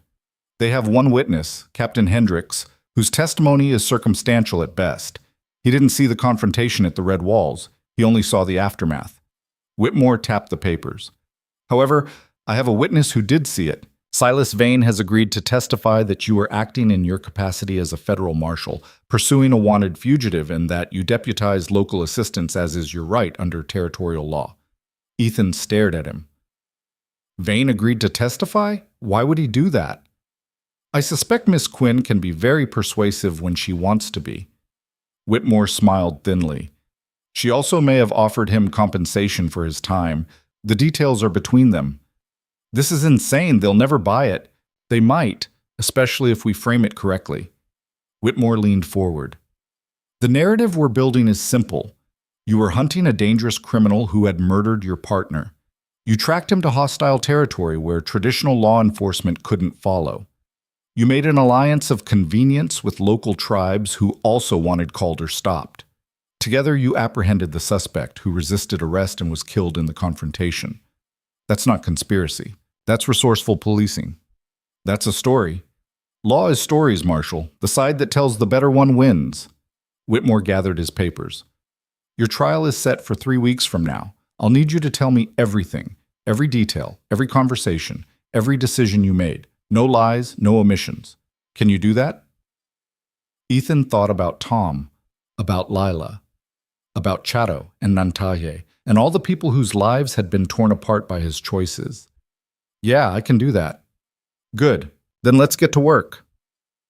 They spent the next 3 hours going over everything, from the moment Ethan crawled out of the desert to the duel with Calder to his surrender to Hendricks. Whitmore took notes in precise, neat handwriting, occasionally asking clarifying questions. He didn't judge, didn't interrupt, just listened and recorded. When they were done, Whitmore closed his notebook and stood. "I won't lie to you, Marshal. This is going to be difficult. The Army wants to make an example of you, and the political climate is turning against anyone who shows sympathy toward the tribes. But we have a chance. A real one." "What kind of chance?" 50-50. Maybe better if the jury's sympathetic." Whitmore extended his hand again. "Get some rest. You'll need your strength for what's coming." After he left, the guards returned Ethan to his cell. But something had shifted. For For the first time in weeks, he felt something other than resignation. It was small, fragile, but it was there. Hope. The next day, Lila came to see him again. This time, Reeves didn't even pretend to object, just had the guards escort her to the cell and leave them alone for 15 minutes. She looked tired, dark circles under her eyes, but her spine was straight and her gaze was clear. "Whitmore told me he met with you." "He did. Thanks for hiring him. Don't thank me yet. We've still got a fight ahead." She gripped the bars between them. "But Ethan, people are starting to listen. There's a newspaper editor in Tucson who's writing about your case, calling you a hero. A senator from California sent a letter demanding a full investigation into Calder's operation and how it was allowed to continue for so long. That doesn't change what I did." "No, but it changes how people see it." Her eyes blazed. "You're not a criminal. You're a lawman who did what needed to be done, and I'm going to make sure everyone knows it." Ethan felt his throat tighten. "Why are you doing this?" "Because you gave me my life back. Twice." She reached through the bars and took his hand. "And because someone needs to fight for you the way you fought for me." Their fingers intertwined, and for a moment the cell walls didn't feel so close. "When this is over," Lila said quietly, "what are you going to do?" "I don't know. Haven't thought that far ahead. Maybe you should start." She squeezed his hand. "But because I'm not letting you rot in here or swing from a rope. You're getting out. And when you do, you're going to have to figure out what comes next." "What do you want to come next?" She smiled, sad and hopeful at the same time. "I want us to have a choice about who we are and what we do. Not running from the past, not chasing ghosts, just living." "Sounds impossible." "So did surviving the desert. So did killing Calder. So did any of this." She released his hand as footsteps approached. "Nothing's impossible, Ethan. You just have to want it bad enough." The guard appeared and told her time was up. She left without looking back, and Ethan was alone again with his thoughts and the ghost of her touch still warm against his palm. The weeks before the trial crawled past like wounded animals. Whitmore visited 3 more times, each time drilling Ethan on his testimony, preparing him for the questions the prosecution would ask. He brought news from outside. The Apache situation was deteriorating, with Nantaje refusing all negotiations and the army preparing for a major offensive. There had been raids on both sides, blood spilled, and the politicians were screaming for action. But there was also pushback. Citizens groups were forming, demanding answers about how someone like Calder had been allowed to operate freely for so long. Questions were being asked about army contracts, about corruption, about officers who'd looked the other way while Calder built his empire. The trial wasn't just about Ethan anymore. It was about the whole rotten system. When the day finally came, they transferred him to the courthouse in a wagon surrounded by armed guards. The building was new, built from timber hauled across hundreds of miles, and it sat on the edge of the outpost like a declaration that civilization had arrived. Inside, the courtroom was packed.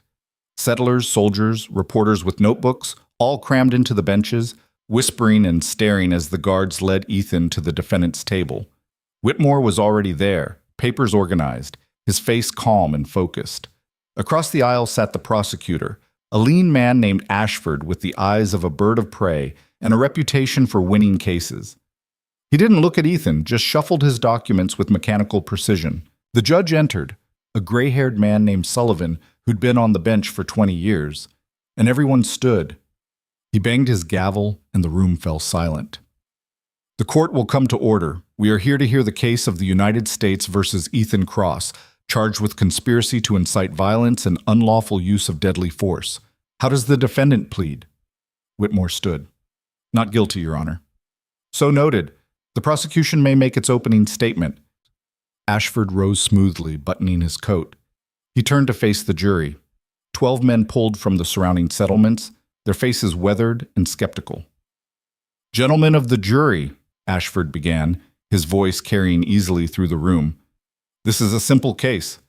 The defendant, Marshal Ethan Cross, violated federal law by conspiring with hostile Apache Indians to commit acts of violence against American citizens. He claims he was pursuing a criminal, but in truth, he incited a massacre that left 20 men dead and has pushed us to the brink of war with the tribes. The evidence will show that Marshal Cross acted outside the bounds of his authority, betrayed his oath, and must be held accountable. Thank you." He sat down. Whitmore stood, slower, more deliberate.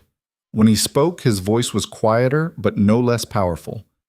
"Gentlemen, you're going to hear a lot about law and order in this trial, about duty and authority and the line between justice and vengeance. But I want you to remember something very simple. Marshal Cross's partner was murdered in cold blood by Rhett Calder, a man who terrorized this territory for years. The authorities did nothing. The army did nothing. So Marshal Cross did what any good lawman would do. He hunted the killer down. Yes, he made an alliance with Apache warriors, but that alliance was born of necessity, not conspiracy. And the result? A dangerous criminal is dead and his operation destroyed. That's not a crime. That's heroism. Thank you." The trial began in earnest. Ashford called his witnesses first. Captain Hendricks took the stand, his uniform crisp, his testimony damning. He described finding Ethan with the Apache, described the bodies at the red walls, described the violation of protocol and law. Whitmore cross-examined him carefully, picking apart the timeline, highlighting what Hendricks hadn't seen, what he'd only heard secondhand. "Captain, you didn't witness the confrontation that killed Calder, did you?" "No." "And you didn't see Marshal Cross give any orders to the Apache warriors?" "No, but just answer the question, Captain. You didn't see it, correct?" "Correct." "So your testimony is based on assumptions and reports from others?" Hendricks' jaw tightened. "Based on evidence and witness accounts, which we'll examine later. Thank you, Captain."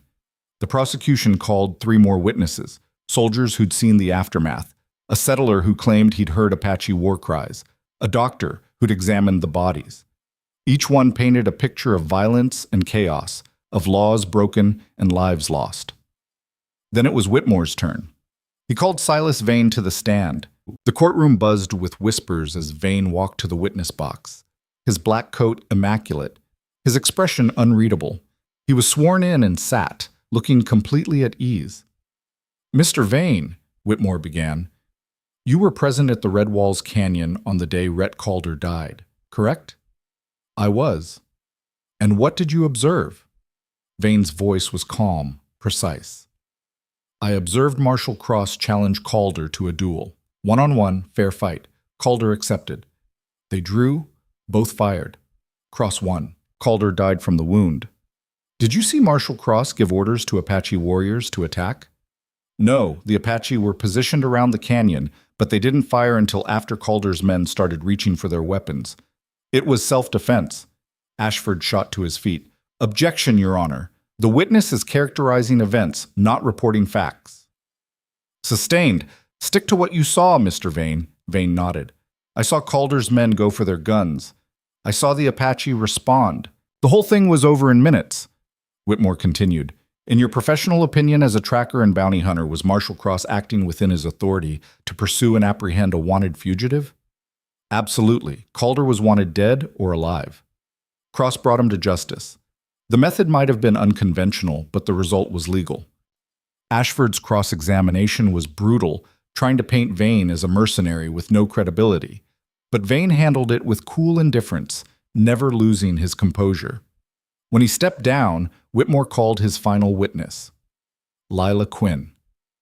She walked to the stand with her head high, wearing a simple dress that somehow made her look both vulnerable and fierce. She was sworn in and sat, her eyes finding Ethan's across the courtroom. "Miss Quinn," Whitmore said gently, "can you tell the court about your experience with Rhett Calder?" Her voice was steady. "Calder murdered my brothers, burned our freight wagons. He had me beaten and sold to a flesh trader." She paused. "Marshal Cross saved my life when Calder's men tried to kill me in the desert." "And did the marshal tell you why he was hunting Calder?" "His partner had been murdered. He wanted justice." "Did he ever discuss using the Apache to commit violence?" "No. He talked about stopping a killer, about making sure no one else suffered the way we had." Lila's eyes hardened.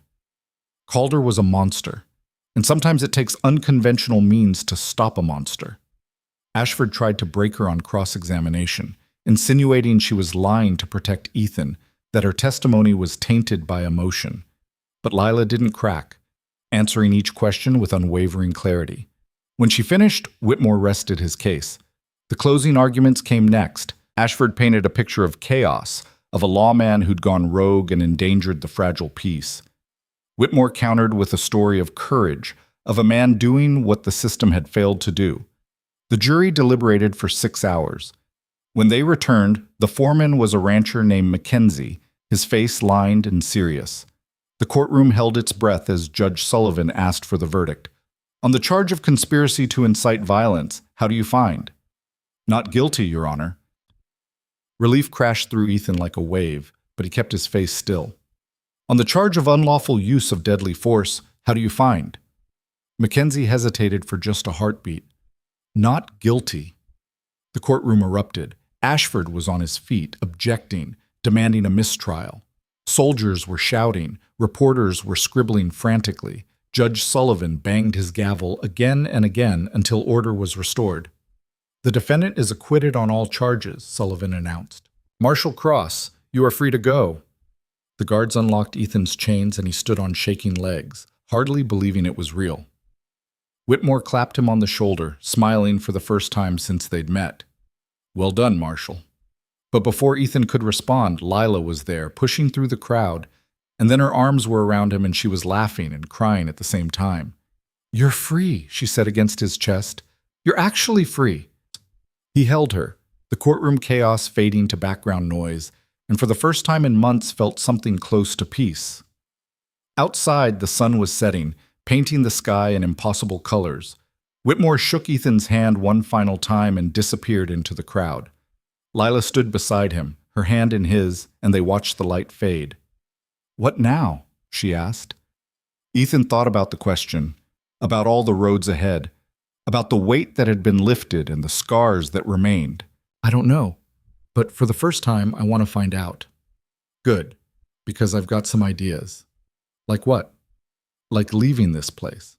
Starting over somewhere the past doesn't follow. She looked up at him. You interested? He thought about Tom, about the badge he'd worn, about the violence that had defined his life for so long. None of it felt important anymore. What mattered was standing right beside him. Yeah, he said. I'm interested. They started walking, leaving the courthouse and the outpost behind. The desert stretched before them, vast and indifferent, but somehow less hostile than before. Behind them, they heard hoofbeats. Ethan turned and saw Chatto riding toward them, alone, his face painted for war. He pulled up and dismounted, standing before them with the bearing of a warrior. You are free, Chatto said. I am. Nantaje wanted you to know the army has agreed to negotiate. They will allow us to stay in the Canyonlands if we cease resistance. His expression was unreadable. Your trial brought attention. Questions were asked. Pressure was applied. We have you to thank. I didn't do anything but survive. You did more than that. You fought beside us. You honored your word. Chatto extended his hand. You will always be welcome in our camp, lawman, you and your woman. Ethan shook his hand, feeling the strength in the grip. Thank you. For everything. Chatto nodded once, then mounted his horse and rode back toward the hills, disappearing into the twilight. Lila watched him go, then turned to Ethan. So, where do we start? Anywhere but here. I was hoping you'd say that. They found a stable at the edge of the outpost and bought 2 horses with money Lila had saved. As they saddled up, Ethan caught sight of a figure watching from the shadows. Silas Vane, leaning against a post, tipping his hat in acknowledgement. Ethan nodded back. Vane had kept his word, testified truthfully, and in his own cold way, helped shift the balance. It didn't make them friends, but it settled the debt. Vane turned and walked away, melting into the darkness. Ethan and Lila rode out as full night fell, the stars emerging one by one overhead. They didn't have a destination, didn't have a plan beyond putting miles between themselves and everything that had happened. But for the first time in longer than Ethan could remember, the future didn't feel like a burden. It felt like a gift. They rode in companionable silence, the horses' hooves crunching on packed earth, the night air cool against their faces. Somewhere behind them, the territory they'd bled for continued its slow, painful transformation. The violence wouldn't end. It never did, but maybe it would ease. Maybe the questions raised by the trial would lead to answers, to changes. Or maybe nothing would change at all. Either way, it wasn't Ethan's fight anymore. "You think we'll ever stop running?" Lila asked after a while. "We're not running. We're moving forward. Is there a difference?" "Yeah, running's about fear. This is about choice."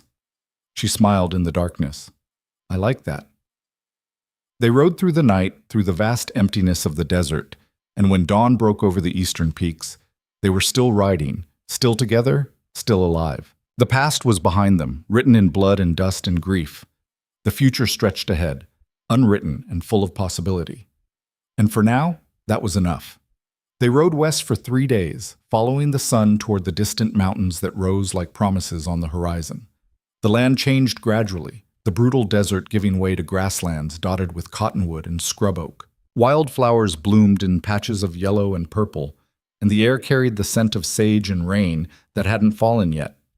They passed scattered homesteads where settlers watched them with wary eyes, passed through a mining camp where men drank away their wages and their futures, past wagon trains heading in the opposite direction with families chasing dreams of gold or land or something better than what they'd left behind. Ethan felt the weight lifting from his shoulders with each mile, though the ghost still rode with him. Every time he closed his eyes, he saw Tom's face. Every time he heard a gunshot in the distance, his hand moved automatically toward a weapon that wasn't there.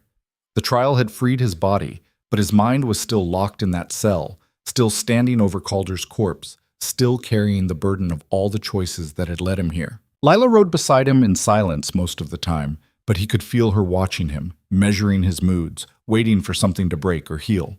She'd tied her hair back with a strip of leather, and the sun had darkened her skin to bronze. She looked stronger now, harder, like the desert had burned away everything soft and left only what could survive.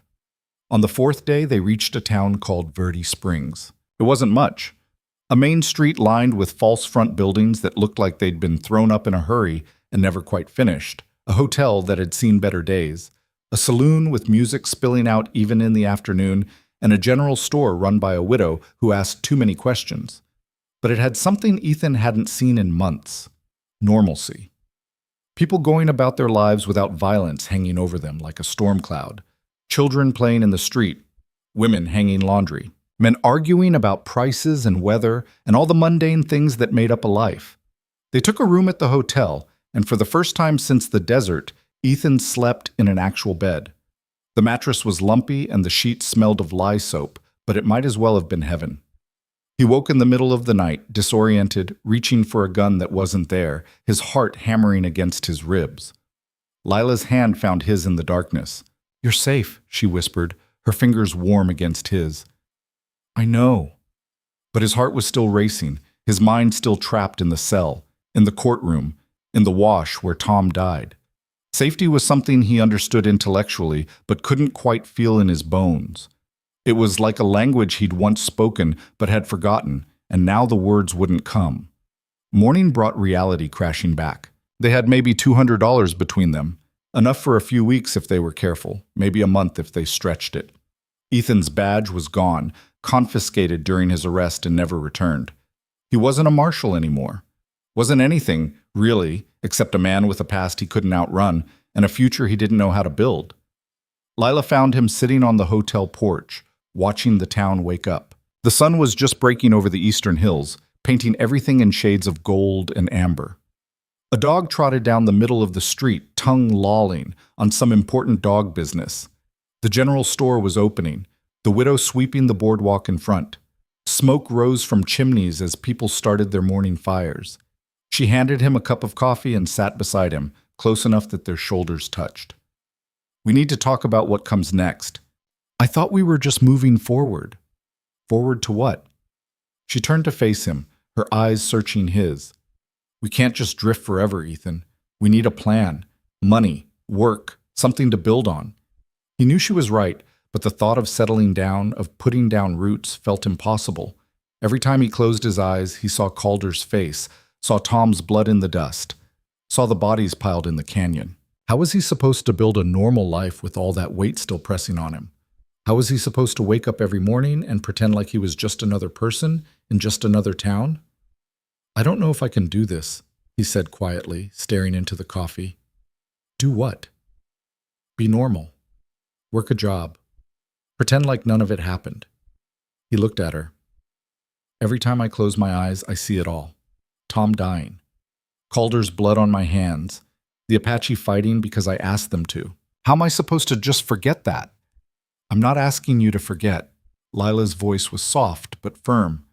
I'm asking you to carry it differently, to let it be part of your past instead of all of your future. She took his hand. We both lost people. We both did things we can't take back. But we're still here, Ethan, still breathing. That has to count for something. Before he could respond, a commotion erupted down the street. Shouting, the sound of breaking glass, then a gunshot that sent people scattering like birds. Ethan was on his feet instantly, instinct taking over, coffee forgotten and spilling onto the boards. A man burst out of the saloon, wild-eyed and bleeding from a cut on his forehead. He was clutching a canvas bag, and behind him came three others, rough-looking men with guns drawn and murder in their eyes. The lead one fired again, the bullet punching into a hitching post and sending splinters flying. The thief stumbled and fell, the bag spilling open. Money scattered across the street, bills and coins catching the morning light like fallen leaves. That's far enough! The lead pursuer leveled his gun at the thief's head. You steal from me, you pay for it! People watched from doorways and windows, faces pressed against glass, but no one moved to intervene. There was no law here, no marshal to step in, just whoever had the fastest gun and the most nerve, and the understanding that sometimes men died in the street and life went on. Ethan's hand moved automatically to where his revolver used to hang, fingers closing on empty air. But he wasn't armed, wasn't wearing a badge, wasn't anything except a bystander watching another man about to die. Lila grabbed his arm, her grip tight. Don't. He's going to kill him. That's not your problem anymore. But even as she said it, Ethan was moving, walking toward the confrontation with steady steps, his boots loud on the hard-packed dirt. The lead man, a gambler by the look of his clothes, expensive coat and vest, diamond stickpin in his cravat, noticed him and swung the gun in his direction. This ain't your business, friend. Maybe not, Ethan said, stopping 10 feet away. But you're about to murder a man in broad daylight. That makes it everyone's business. He stole from my poker game. $500. The gambler's eyes were cold. That's a hanging offense. Then get the sheriff, have a trial, do it legal. There is no sheriff, hasn't been one in 3 months. Last one got himself killed trying to break up a bar fight. The gambler gestured with the gun. So I handle my own justice. That's not justice, that's revenge. Call it what you want, ends the same. The gambler cocked the hammer. Now step aside or join him in the dirt. The thief was on his knees now, hands raised, begging. Blood ran down his face from the cut, mixing with tears. He was young, maybe 20, with the kind of desperate eyes Ethan had seen too many times. Someone who'd made bad choices because there were no good ones left. Someone who was about to pay for those choices with his life. Ethan looked at him and saw himself, desperate, cornered, crawling through the desert with 3 bullets in his back. He saw Tom, saw Lila, saw all the people who'd been caught in the machinery of violence and ground to dust because no one had been willing to step between them and the grinding wheels. And he made a choice. No, he said simply. The gambler's face darkened. What did you say? I said no. You want to kill him? You go through me first. The gambler's companions shifted, hands moving toward their weapons. One was a heavy-set man with a scarred face, the other thin and weaselly, with eyes that darted everywhere. The street had gone silent, everyone watching, waiting to see how this would play out. Ethan could feel Lila behind him, could sense her reaching for the rifle she'd left in the hotel room, could feel the weight of the moment pressing down.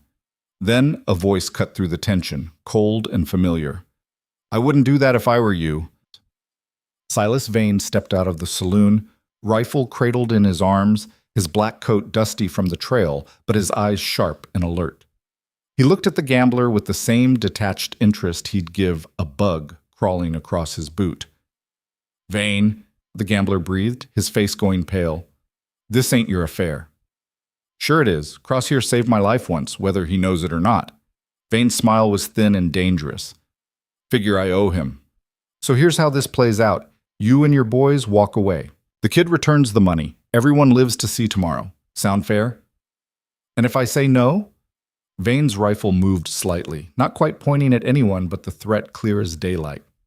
Then I collect the $2,000 bounty on your head. Yeah, I know about that warrant out of Kansas and buy myself a nice dinner with the proceeds. Your choice, Garrett. The gambler's jaw worked, rage and calculation warring on his face. His companions took a step back, neither of them willing to die for someone else's money. Finally, Garrett lowered his gun and spat into the dirt. This ain't over. Sure it is. Vane's voice was flat as hammered iron. It's over because I say it is. Now get. Garrett and his men backed away, disappearing into the saloon. The thief scrambled to gather the scattered money, stuffing it back into the bag with shaking hands. When he offered it to Ethan, Ethan shook his head. Give it back to him, all of it, then get out of town and don't come back. The kid nodded frantically, left the bag on the saloon steps, and ran, disappearing around a corner like smoke and wind. Vane lowered his rifle and walked over to Ethan, his boots kicking up small clouds of dust. You got a real talent for finding trouble. Seems that way. Why'd you step in? That kid meant nothing to you.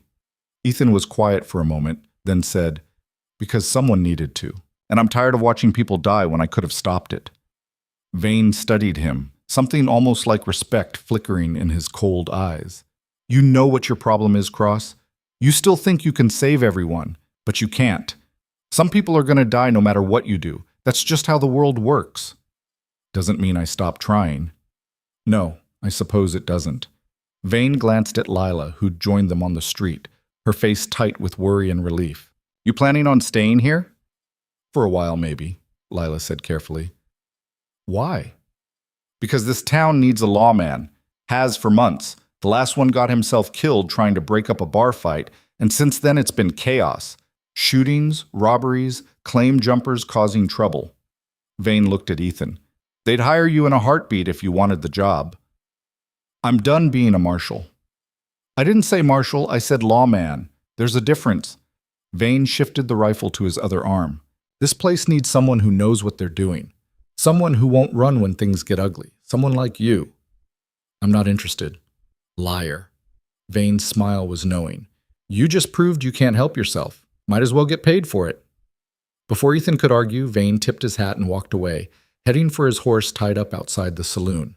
He mounted up and looked back one last time, his silhouette sharp against the morning sun. Think about it, Cross. You can't run from who you are. Might as well embrace it. World needs men who give a damn, whether they want to or not. He rode out, leaving Ethan and Lila standing in the middle of the street with the town watching them, curious and hopeful. Lila crossed her arms, a smile playing at the corner of her mouth. He's got a point. About what? About you not being able to help yourself. She gestured at the saloon. You didn't even hesitate. The moment trouble started, you jumped right in. Unarmed, outnumbered, didn't matter. You still stepped up. That kid was about to die. And you saved him, which is exactly what a lawman does. She turned to face him fully. Ethan, you can take off the badge, but you can't stop being who you are. And who you are is someone who protects people. Someone who stands between them and the darkness. I've done enough protecting. I want to rest. Then rest. But don't lie to yourself about what you need.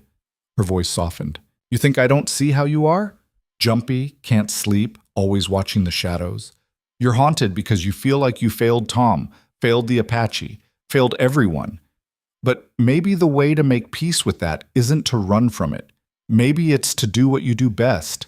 Stand between people and the things that want to hurt them. Ethan looked at her, at the conviction in her eyes, at the woman who'd stood beside him through hell and somehow still believed in him. She was right. He'd been trying to bury who he was, thinking that would bring peace. But peace didn't come from running. It came from purpose. What about you? He asked. What do you want? I want to build something, a life, a home, something that's ours and no one can take away. She smiled. And I want to do it with you. Whether that's here or somewhere else, I don't care, as long as we're building it together. The words settled into Ethan's chest, warm and solid. He'd spent so long focused on vengeance, on survival, on just making it through one more day, that he'd forgotten what it felt like to want something, to hope for something. All right, he said, let's talk to the town council. That evening, they met with the 5 men who ran Verde Springs, a banker named Garrett, no relation to the gambler, a rancher named McCoy, the owner of the general store, the saloon keeper, and a lawyer who'd set up practice 6 months ago. They gathered in the back room of the general store, surrounded by sacks of flour and beans and coffee, and Garrett laid out the situation. "We need someone to keep order," Garrett said bluntly, his hands folded on the table. "The last sheriff got killed 3 months ago. Since then, it's been chaos. Shootings almost weekly, robberies, claim jumpers stirring up trouble with the miners, and we got no one to enforce the law. The territorial marshal's office is 200 miles away, and they don't care about a town this small." "Why me?" Ethan asked, sitting across from them with Lila beside him. "Because you're still breathing after what happened out there." McCoy, the rancher, leaned forward. "Word travels fast in this territory. We heard about the trial, about what you did to Calder and his crew. That takes guts and skill both. And because you stepped in this morning," the lawyer added, "unarmed, against 3 men with guns. Most people would have looked the other way. You didn't." "We need someone with that kind of backbone," Garrett continued. "Someone who won't back down when things get ugly. We can pay $60 a month plus a house on the edge of town. It ain't much, but it's honest work. You interested or not?" Ethan looked at Lila. She nodded once, her expression saying she'd support whatever choice he made, but hoping he'd say yes. "I'll do it," Ethan said slowly, "but I got conditions." "Name them." "I run things my way. No interference from the council unless I ask for it. If I say someone gets arrested, they get arrested, no matter who they are or who they know. If I say we need more deputies, we hire them and the town pays them. And if things go sideways, you back my play. Every time. No exceptions." The council members exchanged glances. The saloon keeper looked uncomfortable, probably thinking about his gambling operation, but the others seemed agreeable. "Fair enough," Garrett said, extending his hand. "When can you start?" "Tomorrow morning." They shook on it, and just like that, Ethan had a job again. Not a federal marshal with jurisdiction over territories, but a small-town sheriff trying to keep the peace in a place that barely had any. It wasn't much, but it was a start. It was something real, something tangible, something he could build on. The house came with the job, a small cabin on the edge of town with 2 rooms, a stone fireplace, and a roof that mostly didn't leak. The previous sheriff had lived there, and his widow had left everything when she moved back east. They moved in that night, their few possessions, saddlebags, weapons, the clothes on their backs, filling maybe a quarter of the space. Lila stood in the middle of the main room, hands on her hips, surveying their new home. A table with 3 chairs, a bed in the back room, shelves on the walls, curtains on the windows that needed washing. "It's not much."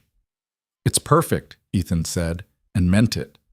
After cells and desert floors and sleeping with one eye open, this felt like a palace. She turned to him, eyes bright with something that looked like hope. "You really think we can do this? Build a life here?" "I think we can try. And that's more than I had a month ago. More than I thought I'd ever have again." She crossed to him and wrapped her arms around his waist, resting her head against his chest. He held her, feeling the steady rhythm of her breathing, the warmth of her body against his, and something in his chest unclenched for the first time in months. "Thank you," she whispered. "For what?" "For choosing this. For choosing us. For not giving up." He kissed the top of her head, breathing in the scent of her hair, smoke and sage, and something uniquely her. "Easiest choice I ever made." They stood like that for a long time, holding each other in the fading light, and for the first time since Tom died, Ethan felt something that might have been peace.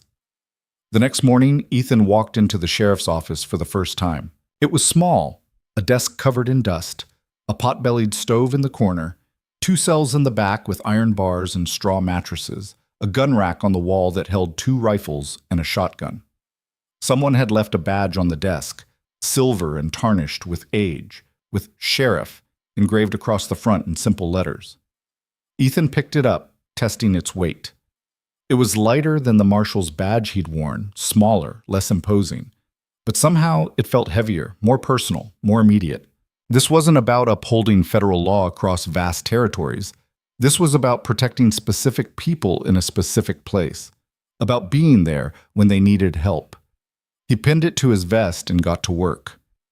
The first week was quiet, which suited him fine.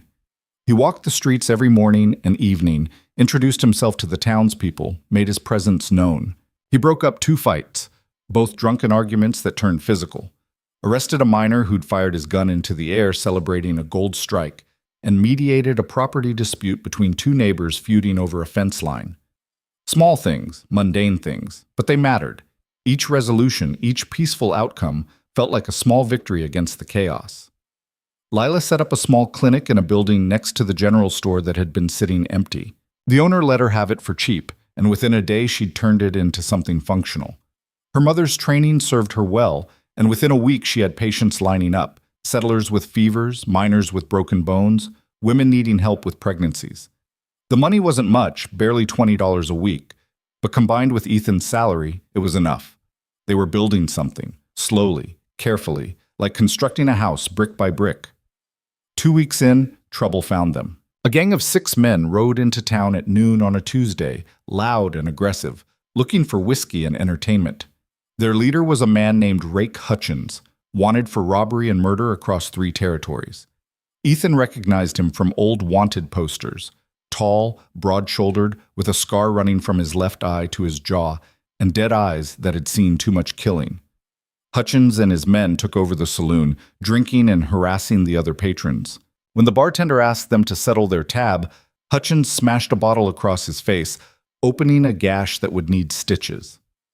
Ethan was there within 5 minutes, summoned by a boy who'd run to the sheriff's office. He pushed through the saloon doors, hand resting on the grip of his revolver. The room went silent. Hutchins turned from where he'd been intimidating a card player, blood on his knuckles, whiskey on his breath, and grinned. "You the law in this town?" "I am." "You're either a brave man, Sheriff, or the stupidest son of a bitch I've met." Hutchins gestured at his men, spread out around the saloon. 6 of us, 1 of you. How you figure those odds?" "I figure you're under arrest for assault. Come quiet, and nobody gets hurt." Hutchins laughed, a sound like gravel in a tin can, and his men joined in. "You hear that, boys? He wants to arrest us. This little nobody wants to put iron on Rhett Calder." "I'm asking once," Ethan said, his voice flat and calm. "After that, I stop asking." The laughter died. Hutchins' eyes narrowed, predator assessing prey. "You got iron, Sheriff. I'll give you that. But iron don't mean shit when you're outnumbered and outgunned." "Maybe, but I'm still taking you in. Your choice is whether you walk or get carried." Hutchins' hand moved toward his gun, fingers spreading, ready. The saloon doors opened and Lila stepped in, her rifle leveled at Hutchins' chest. "He's not alone." Then 2 townsmen entered behind her, both armed with hunting rifles. Then 3 more. Then the rancher McCoy with a shotgun. Within 30 seconds, a dozen people had filled the saloon, all with weapons trained on Hutchins and his gang, all with expressions that said they were tired of men like him. Hutchins stared, disbelief warring with rage on his scarred face. "This is your play? Hide behind civilians?" "No," Ethan said, taking a step forward. "This is their play. They decided what kind of town they want to live in, and it ain't one where men like you run wild and hurt people for fun." For a long moment, nobody moved. The tension was a physical thing, pressing against eardrums, making it hard to breathe. Hutchins' men looked at each other, calculating odds, realizing they were outgunned and trapped. Finally, Hutchins slowly raised his hands, the grin twisting into something uglier. "All right, you win. For now." "Drop your gun belts," Ethan ordered. "Slow!" They complied, 6 gun belts hitting the floor with heavy thuds. Ethan arrested all 6, marched them to the cells, and locked them up. The cells were only built for 4, so they had to squeeze in, and he could hear them cursing and threatening as he walked back to the office. He sent a telegram to the territorial marshal's office that afternoon, informing them he had Rhett Hutchins in custody. A week later, a deputy marshal arrived with 2 guards to transport them to trial. Hutchins was convicted on multiple charges and hanged 2 months later in the territorial capital. The town wanted to throw a celebration in Ethan's honor, but he declined. He spent the evening on the porch of the cabin with Lila instead, watching the stars emerge one by one in the darkening sky. "You did good today," she said, sitting beside him on the steps. We did good. None of that happens without the town backing us up. They backed you because you gave them a reason to. You showed them what courage looks like." She leaned against him. "You're building something here, Ethan. Something that matters." He thought about that, about the cabin behind them, about the town that was starting to feel like home, about the woman beside him who'd stood with him through hell and come out the other side still believing in him. Maybe this was what peace looked like. Not the absence of violence. There would always be violence, would always be men like Hutchins testing boundaries, but the presence of something worth fighting for, something worth protecting. The months that followed brought their own challenges, their own rhythms. Claim disputes between miners, rustlers targeting McCoy's cattle, the occasional drunk causing trouble on Saturday nights, a traveling medicine show that turned out to be selling colored water and lies, a woman accused of witchcraft by a neighbor who just wanted her land, but nothing they couldn't handle together. Ethan hired 2 deputies, young men eager to learn, willing to work hard, and trained them the way Tom had trained him. With patience, with respect, with the understanding that the gun was always the last option, never the first. He taught them to talk to people, to listen, to understand that most conflicts could be resolved with words if you used the right ones. Lila's clinic grew, and she became the town's unofficial doctor. She delivered babies, set broken bones, treated fevers and infections, and saved more than one life with her mother's remedies and her own steady hands. She trained a young woman as an apprentice, passing on the knowledge that had been passed to her. They built a life together, piece by piece, day by day. One evening, 6 months after they'd arrived, Chatto rode into town. He came alone, his face unpainted, his rifle slung across his back, leading a pack horse loaded with furs to trade. Ethan met him in the street and they clasped forearms in greeting, the gesture heavy with meaning. "It is good to see you, lawman," Chatto said, his voice warm despite the formal words. "You too. How's Nantahe?" "He is well. The army has kept its word. We remain in the canyon lands. There is still tension, still patrols, but no more fighting." Chatto's expression softened slightly. "He wanted me to bring you this." He handed Ethan a small leather pouch, worn soft with age. Inside was a turquoise stone polished smooth and perfect, hanging from a braided leather cord. The craftsmanship was exquisite, the kind of work that took hours of patient effort. "Nantaje says it is for protection, and to remind you that you will always have brothers among the Apache, that what you did, standing with us, fighting beside us, will not be forgotten." Ethan closed his hand around the stone, throat tight with emotion. "Tell him I'm grateful, and that the offer goes both ways. If he ever needs anything, he sends word." Chatto nodded gravely. "I will." He glanced around the town, taking in the new buildings, the people going about their business, the sense of order and peace. "You have found your place here. I'm working on it. That is all any of us can do. Work towards something better." Chatto mounted his horse. "May your path be clear, and your enemies few, my friend. And yours." Chatto rode out, heading for the trading post, and Ethan stood in the street holding the stone, feeling the weight of friendship and honor and the bridges that had been built across impossible divides. He put the cord around his neck, and the turquoise settled against his chest, cool and smooth, a reminder of debts paid and promises kept. That night, lying beside Lila in the darkness of their cabin, Ethan felt something he hadn't felt in years: contentment.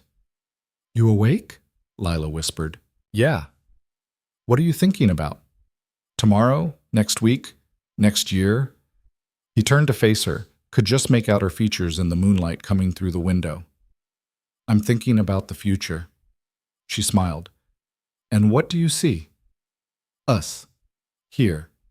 Building something that lasts." He touched her face gently, fingertips tracing the line of her jaw. "I see a life worth living." "Me too." They lay in silence for a while, listening to the night sounds, the whisper of wind through the cottonwoods that grew along the creek, the distant call of a coyote, the creak of the cabin settling, the soft breathing of 2 people finally at peace. "Ethan?" "Yeah?" "Thank you for not giving up. On yourself. On us. On any of it. Thank you for not letting me." She kissed him, soft and sweet and full of promise, and they held each other as sleep came gently, without nightmares, without ghosts, just the quiet darkness and the warmth of bodies pressed together. The seasons turned. Summer gave way to fall, and the cottonwoods turned gold. Fall gave way to winter, and snow fell on the mountains, though the valley stayed mostly clear. Winter gave way to spring, and wildflowers bloomed again, covering the hills in color. The town grew, new families arriving every month, new buildings going up. A church was built, then a school. A newspaper started publishing, covering local news and gossip. Verde Springs was becoming something real, something permanent. Ethan and Lila became fixtures in the community, respected, trusted, part of the fabric of the place. People brought their problems to Ethan, knowing he'd listen and try to help. People brought their ailments to Lila, knowing she'd do everything she could to heal them. On a cold morning in January, nearly a year after they'd arrived, Lila told him she was pregnant. They stood in the cabin, her hand in his, and Ethan felt the full weight of what that meant. A child. A future beyond just the two of them. A legacy built not on violence, but on hope and hard work and the choice to keep moving forward. "You scared?" Lila asked, watching his face. "Terrified." "Me too," she smiled through tears. "But we'll figure it out, together." "Together," he agreed, pulling her close. The pregnancy was hard. Lila worked as long as she could, but by the 6th month she had to stop seeing patients. Her apprentice took over most of the work while Lila rested, her belly growing round, her face glowing with something that looked like joy despite the discomfort. Ethan became protective to the point of being ridiculous, hovering and worrying and driving her crazy with his concern. She finally threatened to shoot him if he didn't give her space, and he backed off, though he still checked on her constantly. The baby came in September, on a night when the stars were so bright they looked close enough to touch. The labor was long and difficult, and Ethan paced outside the cabin while the midwife and Lila's apprentice worked inside. He could hear Lila crying out, could hear the midwife's calm voice giving instructions, and felt more helpless than he'd ever felt facing down armed men. When the baby's cry finally pierced the night, thin and strong and full of life, Ethan nearly collapsed with relief. The midwife emerged an hour later, smiling. "You have a daughter, Sheriff, and your wife is asking for you." Ethan went inside on shaking legs. Lila lay in the bed, exhausted and pale, but smiling, holding a tiny bundle wrapped in blankets. She looked up as he entered, and her smile widened. "Come meet your daughter." He crossed to the bed and looked down at the baby, so small, so perfect, with a shock of dark hair and eyes that seemed to take in everything. She had Lila's nose and his chin, and when she looked at him, something broke open inside his chest that he didn't know had been closed. "She's beautiful," he whispered. "She is." Lila shifted, making room for him on the bed. "I want to name her Sarah, after my mother." "Sarah." Ethan touched the baby's tiny hand, and she gripped his finger with surprising strength. "Perfect." He held his daughter on the cabin porch the next evening as the sun set, this tiny life cradled in his scarred hands, and felt all the violence and pain and grief of his past finally settle into something manageable. It didn't disappear. It never would. But it no longer defined him. He was a father now, a husband, a sheriff in a small town trying to do right by his people, and that was enough. The years passed. Sarah grew, started walking, started talking in complete sentences that amazed them both. Ethan taught her to ride as soon as she could sit a horse, taught her to be kind to people and animals, taught her that strength wasn't about how fast you could draw a gun, but how you treated people when you had power over them. Lila thrived, her clinic becoming essential to the community. More families meant more patients, more births, more illnesses to treat. She trained 2 more apprentices, passing on her mother's knowledge, building something that would outlast them both. And Ethan kept the peace, kept the law, kept his promise to Tom that justice would mean something in this hard land. He broke up fights, arrested criminals, mediated disputes, and slowly, gradually, helped build a community where people could live without fear. On the 5th anniversary of their arrival in Verde Springs, the town threw a celebration. There was music, a fiddler and a guitar player, and dancing in the street. Food enough to feed an army, roasted beef and chicken, fresh bread, pies and cakes. Children ran everywhere, laughing and playing. Adults drank and talked and celebrated the fact that they'd survived another year in this hard land. Ethan stood at the edge of the crowd, watching Sarah dance with Lila, watching the town that had become home, and felt a hand on his shoulder. He turned to find an old man with a weathered face and eyes that held the wisdom of ages. It took him a moment to recognize Nantahe, older now, his hair fully white, his body more fragile, but still carrying himself with quiet dignity. "You have built something good here," Nantahe said, his voice softer than Ethan remembered. "We all did. Couldn't have done it without you and your people." "Perhaps. But it was your courage that started it, your willingness to stand for something beyond yourself." Nantahe looked at the celebration, at the people laughing and dancing. This is the legacy of that choice. Children growing up safe, families building futures. Remember it when the dark thoughts come. "I will." Nantahe clasped his shoulder with surprising strength, then turned and melted back into the crowd. Ethan watched him go, wondering if he'd ever see the old warrior again. But the turquoise stone hung around his neck under his shirt, a constant reminder of debts paid and bridges built and the cost of doing what was right. As the celebration wound down and the stars emerged overhead, Ethan and Lila walked home with Sarah between them, holding both their hands, chattering about the music and the dancing and all the cake she'd eaten. "Tell me a story, Papa," Sarah said, tugging his arm. "About when you were brave." Ethan looked at Lila, who smiled knowingly. "I don't know if I was ever brave, sweetheart. Just lucky. Mama says you saved her life." "She saved mine first. We saved each other." Sarah considered this with the seriousness only a 5-year-old could muster.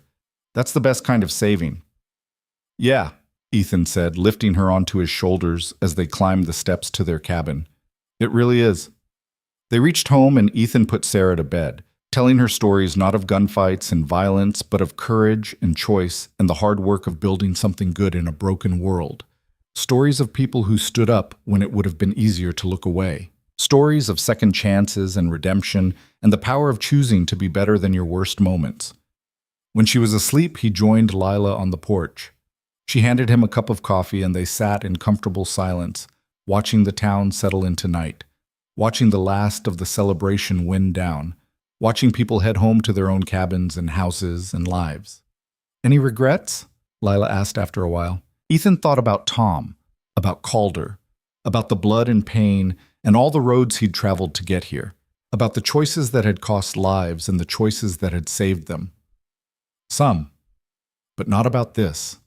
Not about us, not about Sarah. Good. She leaned her head on his shoulder. "Because I'm not going anywhere. Neither am I." The night deepened around them, quiet and peaceful. Somewhere in the distance, a dog barked. A door closed. A mother called her child inside, life continuing in all its mundane, beautiful normalcy. Ethan looked down at the badge on his vest, silver and worn from years of wear, catching the moonlight. He'd put it on thinking it was just a job, just a way to survive, just something to do with his hands and his time. But it had become something more. A symbol of the man he'd chosen to be, not defined by his worst moments, not trapped by his past, but shaped by what he built after the violence ended. He'd crawled out of a grave in the desert with nothing but rage and a need for revenge. He'd found justice, found redemption, found people worth protecting and a place worth calling home. And in the end, he'd found himself. The frontier would always be hard, would always demand sacrifice and strength and blood. But it also offered something precious and rare, the chance to start over, to write a new story, to become someone better than who you were yesterday. Ethan had taken that chance with both hands, and he'd never looked back. More years passed, and Sarah grew into a strong, intelligent young woman who could ride as well as any man and shoot straight when she needed to. Ethan taught her everything he knew about justice and fairness and standing up for what was right. Lila taught her healing and compassion and the quiet strength that came from helping others. The town continued to grow. Verde Springs became a real town with a population of nearly 300, with regular stagecoach service and a telegraph line and all the trappings of civilization pushing west. The violence lessened as law and order took hold, though it never disappeared entirely. There were still fights, still crimes, still men who thought they could take what they wanted. But there was also Ethan and his deputies and a community that had learned to stand together. On his 50th birthday, the town council tried to retire him, said he'd earned his rest. He politely declined. He was still strong, still capable, and he couldn't imagine doing anything else. Being sheriff wasn't just a job anymore. It was who he was.